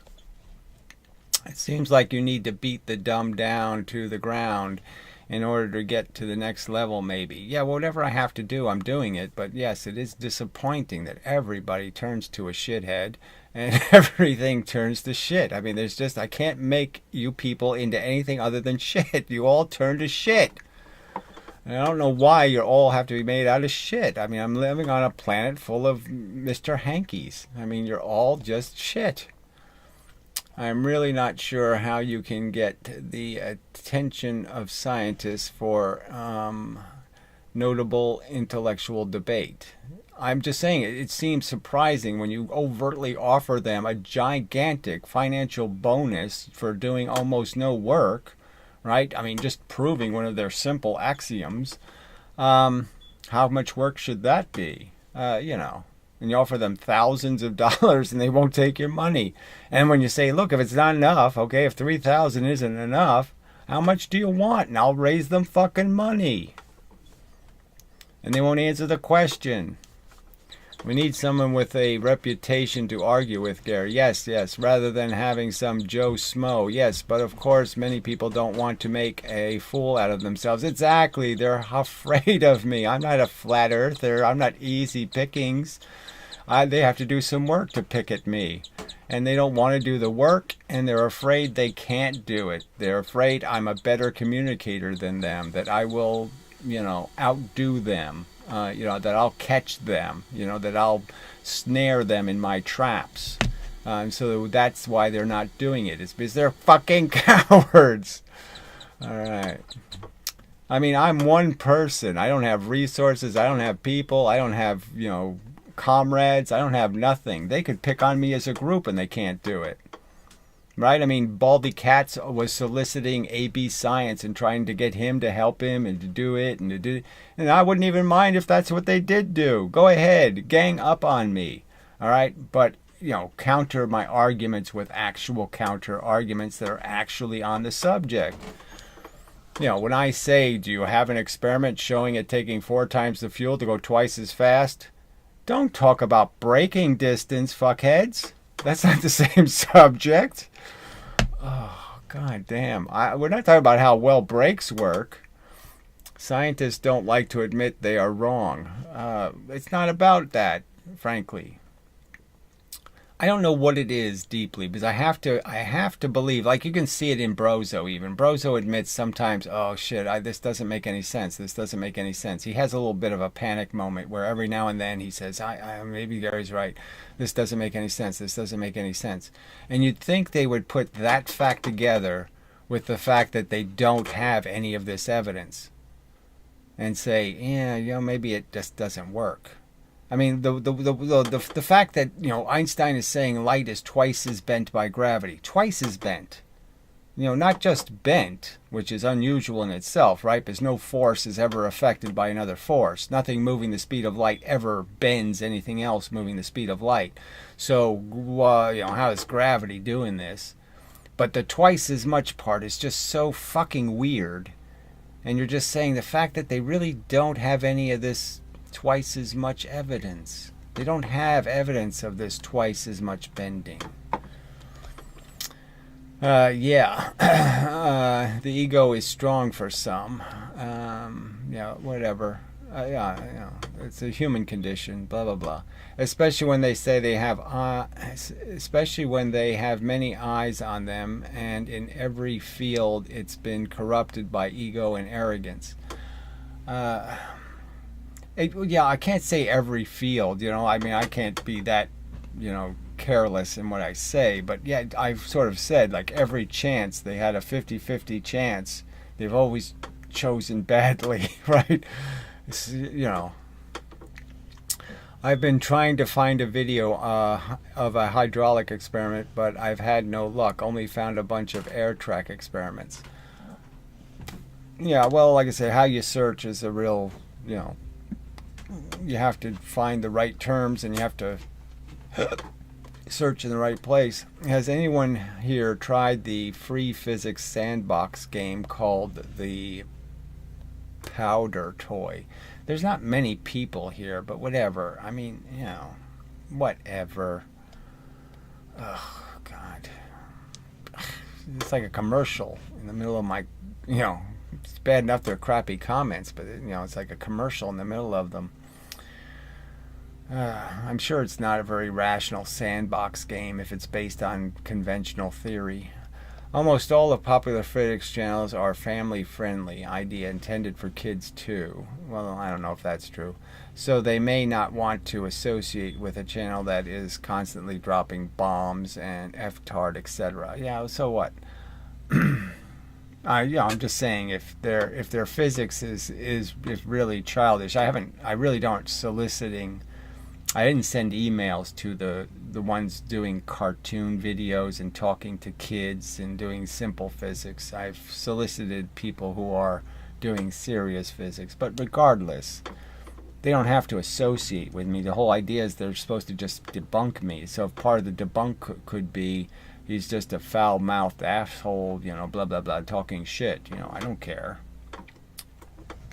It clearly doesn't stop them when it comes to debunking the flat earthers, okay? I mean, they're not afraid that it's an F-bomber. That doesn't put them off. So that standard is kind of, I mean, clearly by their standards, I'm just as much a physics denier, a science denier as the flat earthers are. I'm certainly attacking, just as substantial core arguments.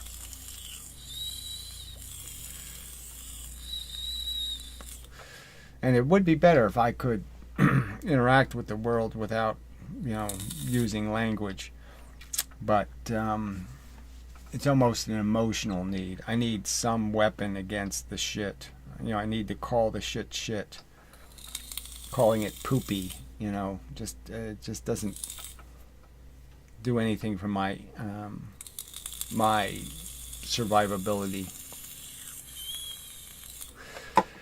So, Merker guy, there's a point where you're really just going to sit there and force me, to say fuck off, because you're going to do stuff that's just going to annoy the fuck out of me. Yes, they're cute kitties.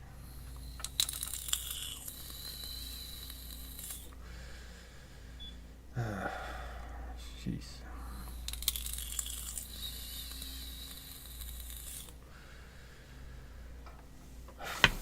I guess I should find the skull and crossbone fucking emoticon and throw that back at you.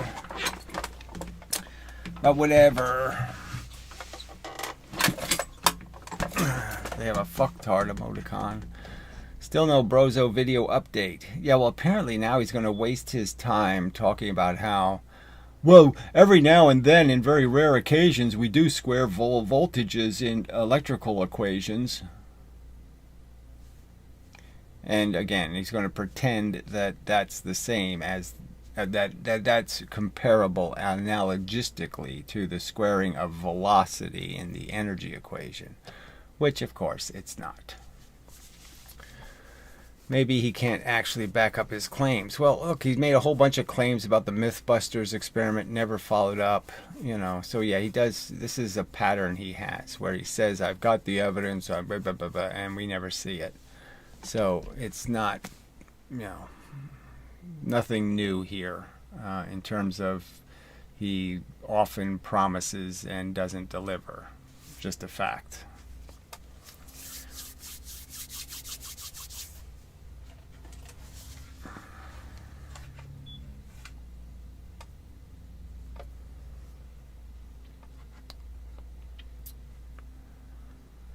Confirms gravity is about the time.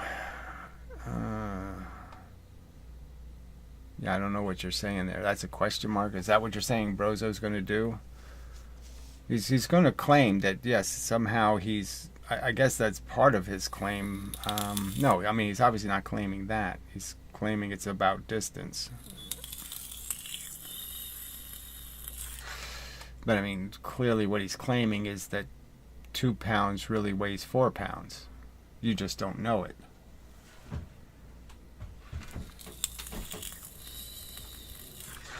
Oh, I see. You have another comment there. Sorry, I don't know why I didn't see that. Anyway, the MIT physics guy gave an example I thought was good. So you're talking about Professor Lewin. Throw a pencil in the air. When it pauses at its peak, it's not moving, but it's still being accelerated by gravity. Well, the point is it's really not being accelerated by gravity when it stops moving up or down. It's actually not being accelerated. And it takes that little portion of time to go from going this way to reversing direction. It actually does stop and then change its direction. So for a millisecond, it stops. But, you know, I don't know exactly what your point is. And then it's just going to have, again, it's going to start free falling, and in free fall, for the first millisecond, it's a 1-to-3 ratio, right? 1 millisecond does this much distance. The second millisecond does this much distance. The third millisecond does this much distance. So, I mean, the same proportions. The 1-to-3 thing is the built-in part. It's not per second 1-to-3. It's per any unit of time 1-to-3.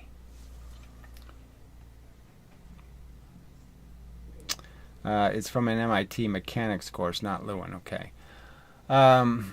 It's not moving, but it's still being accelerated by gravity. So it confirms gravity is about time. I don't know exactly how that proves that it's about time, but fine. It's okay with me for you to say that. I think the fact that it's, you know, twice the velocity and twice the weight when it hits the ground is proving that it's about time.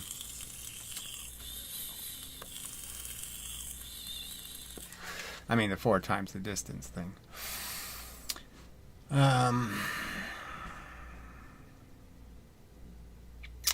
See how to best say that. Yeah, I mean, you gotta be careful how you say everything. It's the same point about holding an object up. It's experiencing a force. Yeah, I know, but I guess I'm just trying to say is that you're not holding it up. There's nothing holding it up against the gravity at the peak point where it stops moving. It's actually, for a millisecond, it's in a completely neutral position, and then it is slowly but surely collecting gravity in the opposite direction.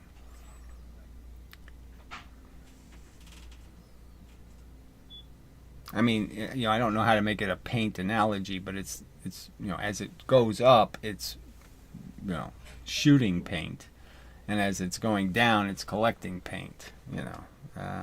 So I don't know exactly how to say that.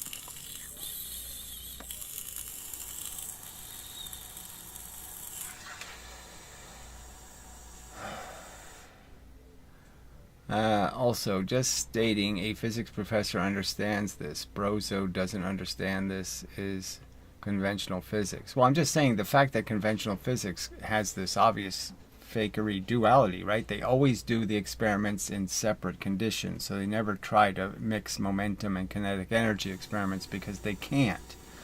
So they always evade dealing with that. So yes, there's physicists, I mean, Lewin does lots of experiments where he talks about things falling in gravity and that the force is independent of your velocity in this direction and it's a force down by units of time.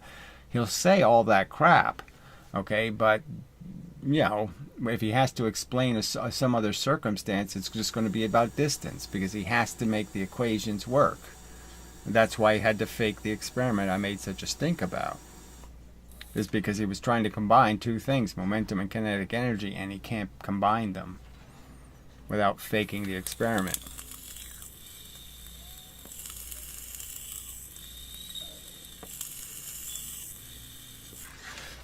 I mean, right, it's just so obvious it's a time-dependent force, right? Per second. And then they even say per second. So they're completely emphasizing that it's a unit of time that decides how much energy there is. So it's so tied to being a unit of time, and yet they say mgh in the next sentence. All of a sudden it's about height, it's not about time. Now, isn't that duality kind of obvious? Like, what the fuck are they talking about? 1 minute it's about how much distance, the next minute it's about how much time. Let's see, I'm babysitting 2 cats right now. They are great companions. Yeah, cats are just, I mean, they're just really, I lived with them accidentally, okay? I mean, the first cat I had was a cat that, the place I worked at, they were going to sell the house, and the cat had to go somewhere, and, it lived in the workshop most of the time, well, part of the time. It used to watch me, right? It would sit up in the rafters. I worked in a basement, like now. And would sit in the rafters and just watch me soldering circuit boards all night, So it was just a funny cat. And well, anyway, so that was my first cat. And yeah, it was just, it followed me everywhere I went. It was, I was its life. And, every morning it would wake me up by putting its paws on my face. And then it knew that if I wasn't getting up, it should just start putting its paw on my eyeball and doing that little clawy thing and, get up, give me my tender victuals.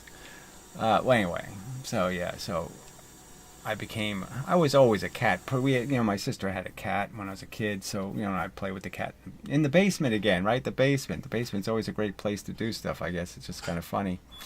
But the cat loved the chase game. I would chase the cat in the basement and would hide behind boxes and hide, it was just it was, the cat liked it. Anyway, it's like hide and seek with a cat. Well, anyway, so yeah, I don't like getting gushy about things, but yes, I have known cats that are, they're so much more meaningful to me as relationships than 99.99% of my relationships with human beings.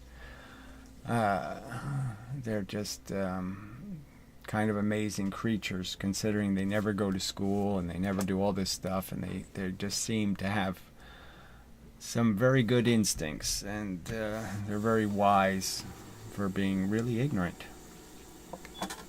Anyway, so you don't say something sitting on Earth's surface is accelerating.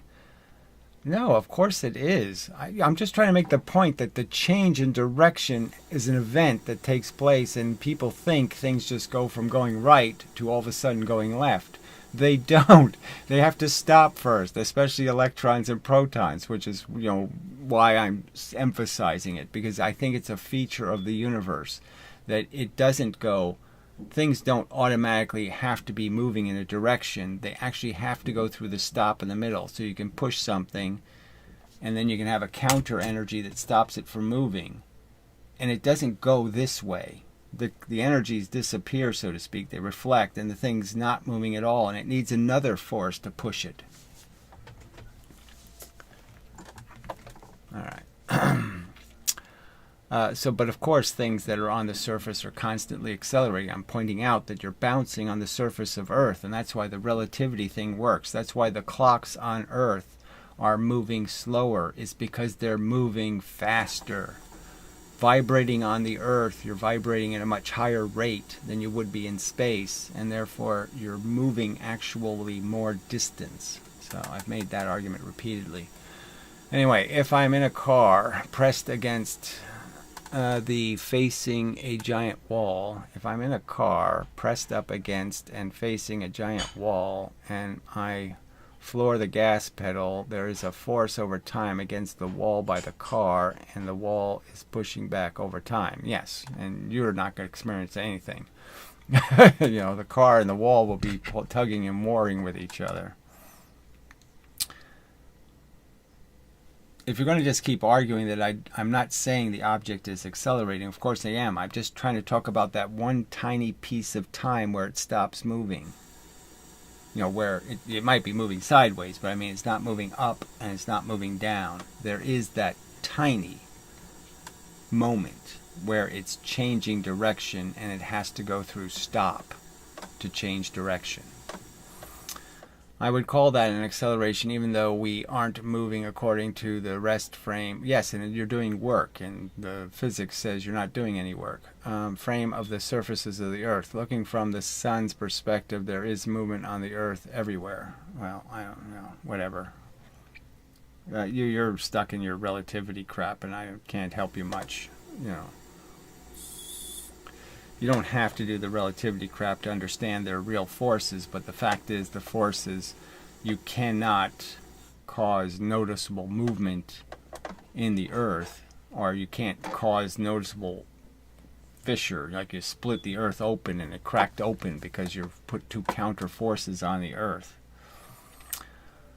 Let's see. I didn't realize the argument you were making. I get it now, based on the microscopic stopping. Thank you. That's all. I mean, it was a detail, but I just wanted to make sure you understood the detail. I can't, I don't like it to be missed. Okay, that I think stop is what's in between right and left, and up and down, and all those places that you don't just reverse direction.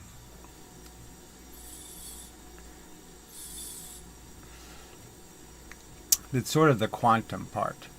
If you really take the quantum part seriously, you have to understand that there's no quantum for going this way and then automatically going that way. The quantum part sort of means that you have to go through stop.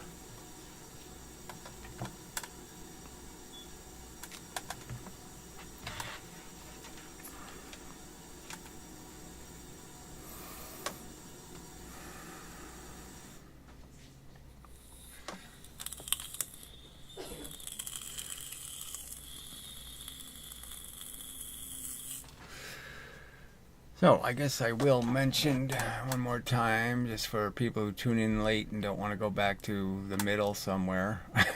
I did do another video on the draft physics channel, 15-minute video trying to explain more clearly the arguments involved in the paradox of weight and then the release of a spring and all of that crap. So I think it clarifies some of the points and such.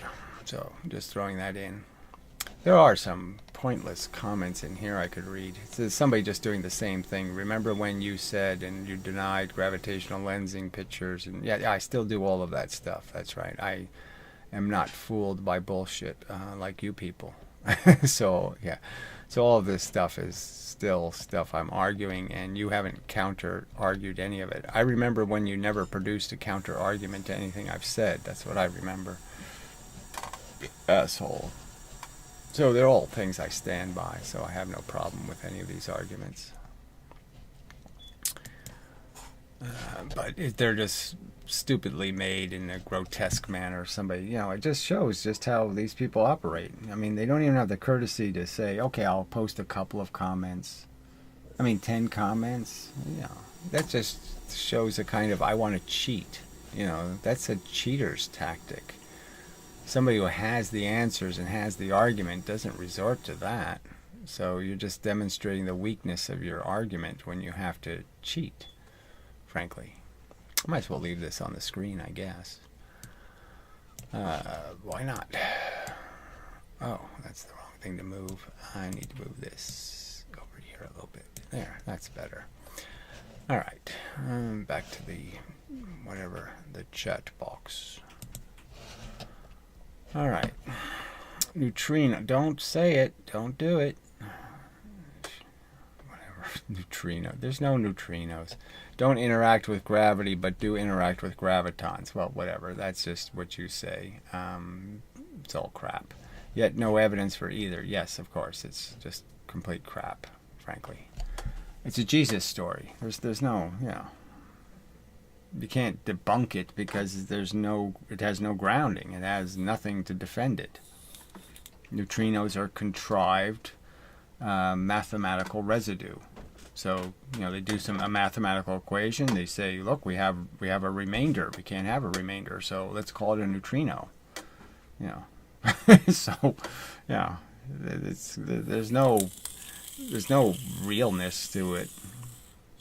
And again, gravitons, depending on who's describing what a graviton is this magical particle that it hits you and gives you reverse momentum. Yeah. Oh, no, that's not bizarre and strange at all. That doesn't sound like they just made it up and it's a gremlin theory, right? That's not a gremlin theory. The magical thing that bangs into you and then pulls you, in its opposite direction.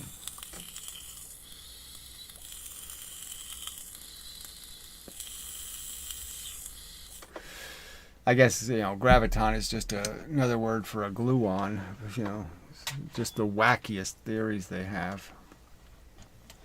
It's just stuff that's just so, come on. You believe that crap with no evidence. No credible, real evidence, it's amazing what these storytellers get away with. That the people just listen to, oh, well, he's got a badge and it says he's a physicist and, he invented chocolate milk, so he must know what he's talking about.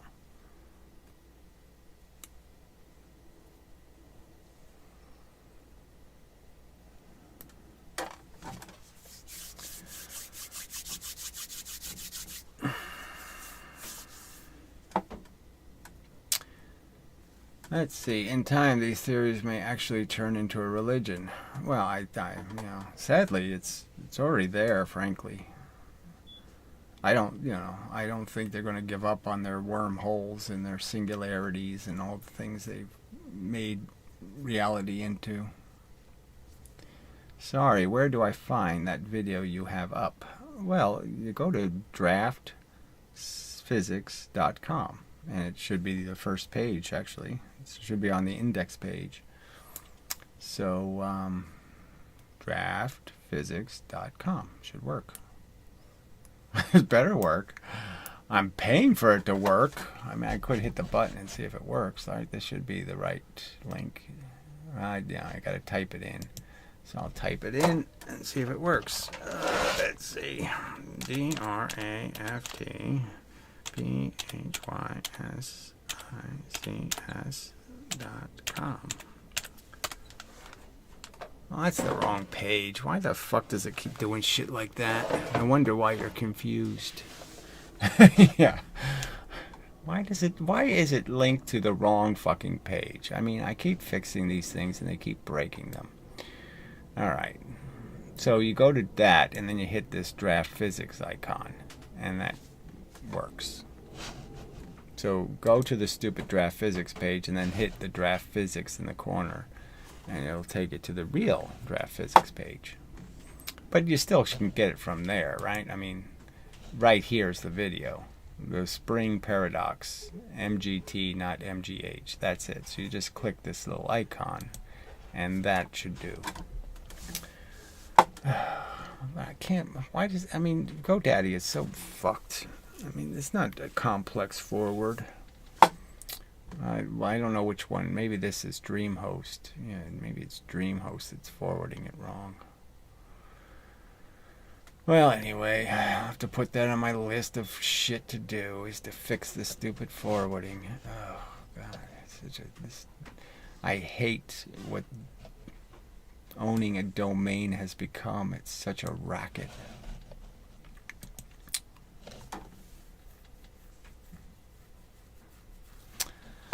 Let's see. Eric Weinstein just called out Mickey got cool to him, called him a kook. Well, good. But I mean, Eric Weinstein is also a fucking kook. I mean, Eric Weinstein is justifying UFO crap. So it's really funny that he's calling Akaku a kook, because Akaku is saying that it's okay to do this UFO thing. So that's just funny. Maybe if you could email me a link or something, put the link in the comments. I'd be really interested to see Weinstein rag on Akaku. But again, Weinstein lost all credibility, when he starts talking about UFOs being, some conspiracy theories are valid. Which ones? There's 3 in the whole history of mankind. Come on, too silly. So Merker guy, you really are into all the fringy stuff, aren't you? Yeah, you're really going looking for the fringy crap.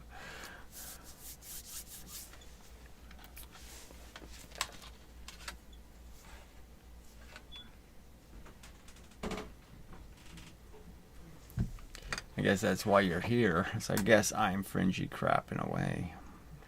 Unfortunately. But it's like being a Democrat. I mean, I'm totally embarrassed. All the other Democrats are retards, and it's just a fact.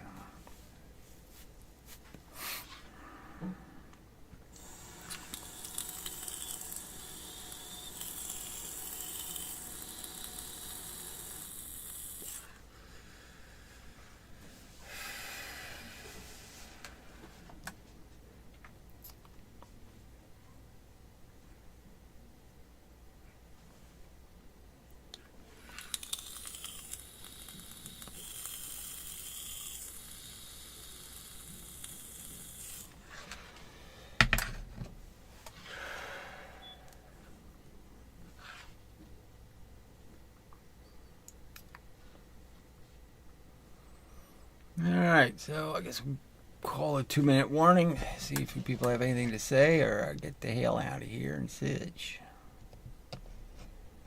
See, where's the live page? We'll go there and see what's happening. 13 current viewers.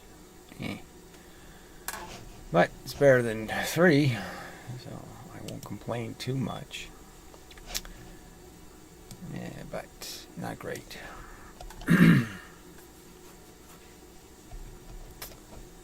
And such. Comments. Okay. Real conspiracy that is. So I don't know what you're talking about, but yes. How do you shake your tomatoes, steak, and do you single stem them? Well, I don't trim them much, frankly, but I have figured out that cutting the bottom leaves off is rather helpful, especially if I'm growing beets underneath them. So I do that. I just find fencing really appealing. So I just put up a piece of wire fencing and then I just tie them to the fence. And pretty much that takes care of everything. So that's basically what I do now. Because yeah, all the other stuff, string and then tying them to this rails, that didn't work. You know, it always fails in some way. And you know, it rains and it gets too heavy and all that crap and you know, blah blah blah. But I tend to like to just let them go wherever they want to go and just give them the tiniest bit of guidance where I must. Because frankly, I've gotten some of my best tomatoes when it ran right across the ground. You know, as long as you can keep the slugs out of them. Yeah, that's what I do. Don't know if it's the best, but I have tried the other things, the circular shit, the other kind of crap, and it just takes up way too much space, and it doesn't really, you know, something always happens where it just doesn't really work.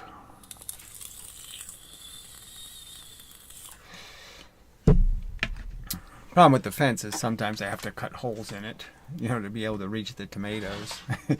Because the best place for me to grow them in here is, it just happens to be that it works out really well, because I guess it gets a little warm from the fence reflecting the light, but there's a white fence on the wall side of that property.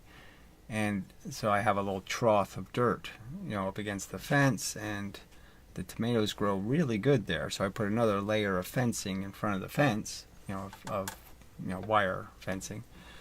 And so the tomatoes basically grow in that 1 foot area. And yes, they stick out quite a bit, but yeah, the only trick is I can't get to the tomatoes through the fence, so I have to put a few holes in the fence here and there so I can get the tomatoes out.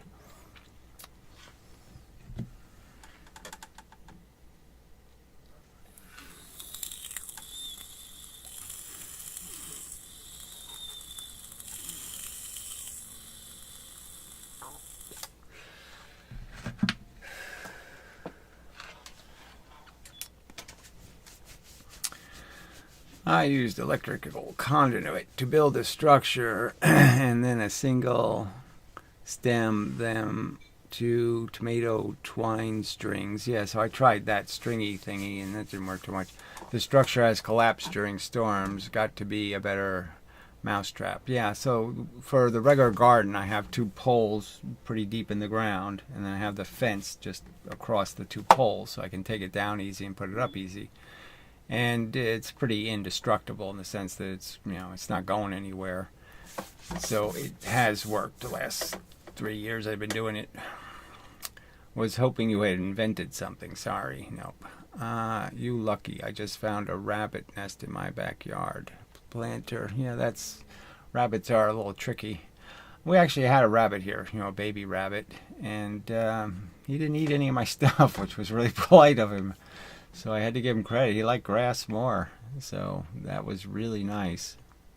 Oh, yeah, baby rabbits. Oh, they're just too cute, too. I remember I found a bunch of them when I was a kid. I was cutting somebody's grass, and I was so lucky. You know, they were right at the base of a tree in the little extra tall grass. And I almost hacked them. And yeah, so I mean, everybody got stuck with rabbits, you know, because I found these stupid rabbits, and you know, what are you gonna do? There's no, you know, you didn't know whether the mother's coming back, what's gonna happen, so you know. I found a rabbit once that somebody had shot with an arrow, you know, and he had a hole through his neck, and he was domesticated, you know, in the sense that he was black, and not a regular brown rabbit. And but anyway, and you know, I kept him. I had him for a couple of years, but he never really healed. You know, I spent like $500 on vet bills, you know, for ointments and all this crap, but it never really healed. And anyway, this one of the sad stories. I mean, it wasn't that bad. I mean, the rabbit seemed comfortable enough, and he was a rabbit, and blah blah blah. And I didn't. Who knows how old he was when I found him?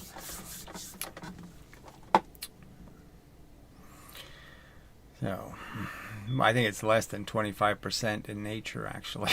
You know, I think it's like 1% survive, which is just, you know, they do poop out a lot of babies.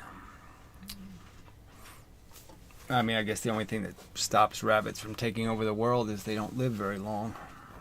I mean, wild rabbits.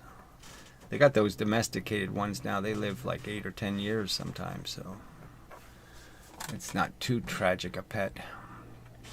But yeah, I just couldn't do the dying thing anymore. I can't do the pet thing anymore. I just can't go anywhere near it.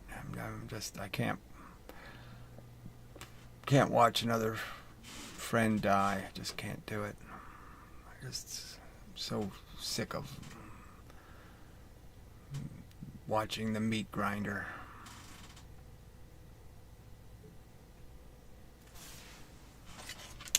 It's time to jump in.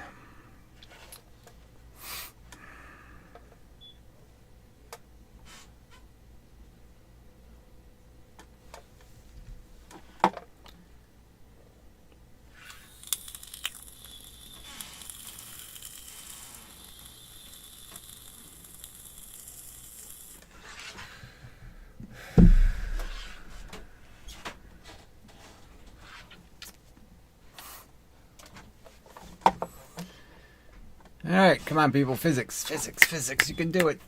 Physics. How do rabbits keep their ears up? What's the physics? No, we're not doing that.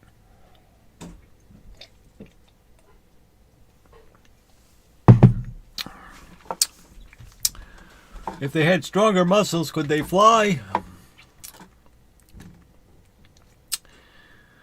Yeah, it is hard to being alive is really, it gets so horrible.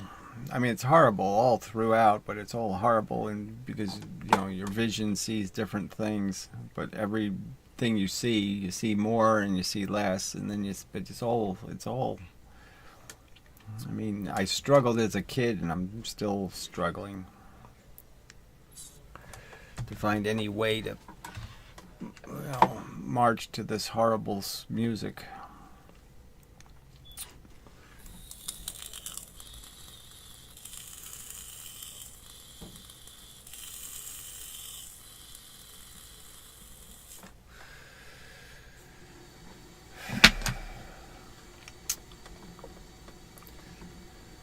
Yeah, I don't, it's just, I don't like anybody getting into a car, it's like, so I'm always trying to minimize. You don't really have to go to the store, right? You could wait a week, and just buy 10 instead of 1. Just find some way not to, just not invite the evildoers doing their evil. Yep, okey doke. Well, it is probably time for me to go. Let's see what it is. Yeah, 2 hours. So that's more than enough communication with humans and such.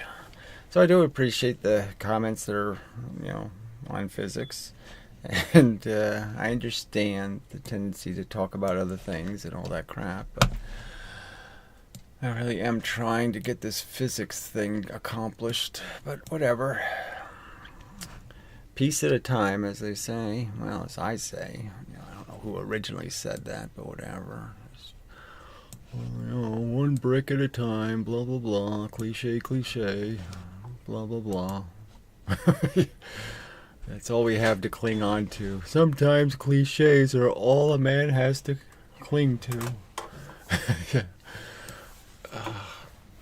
Anyway. So, till the next time.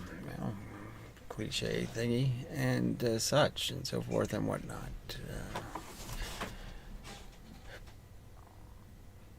What the hell was that? Who knows?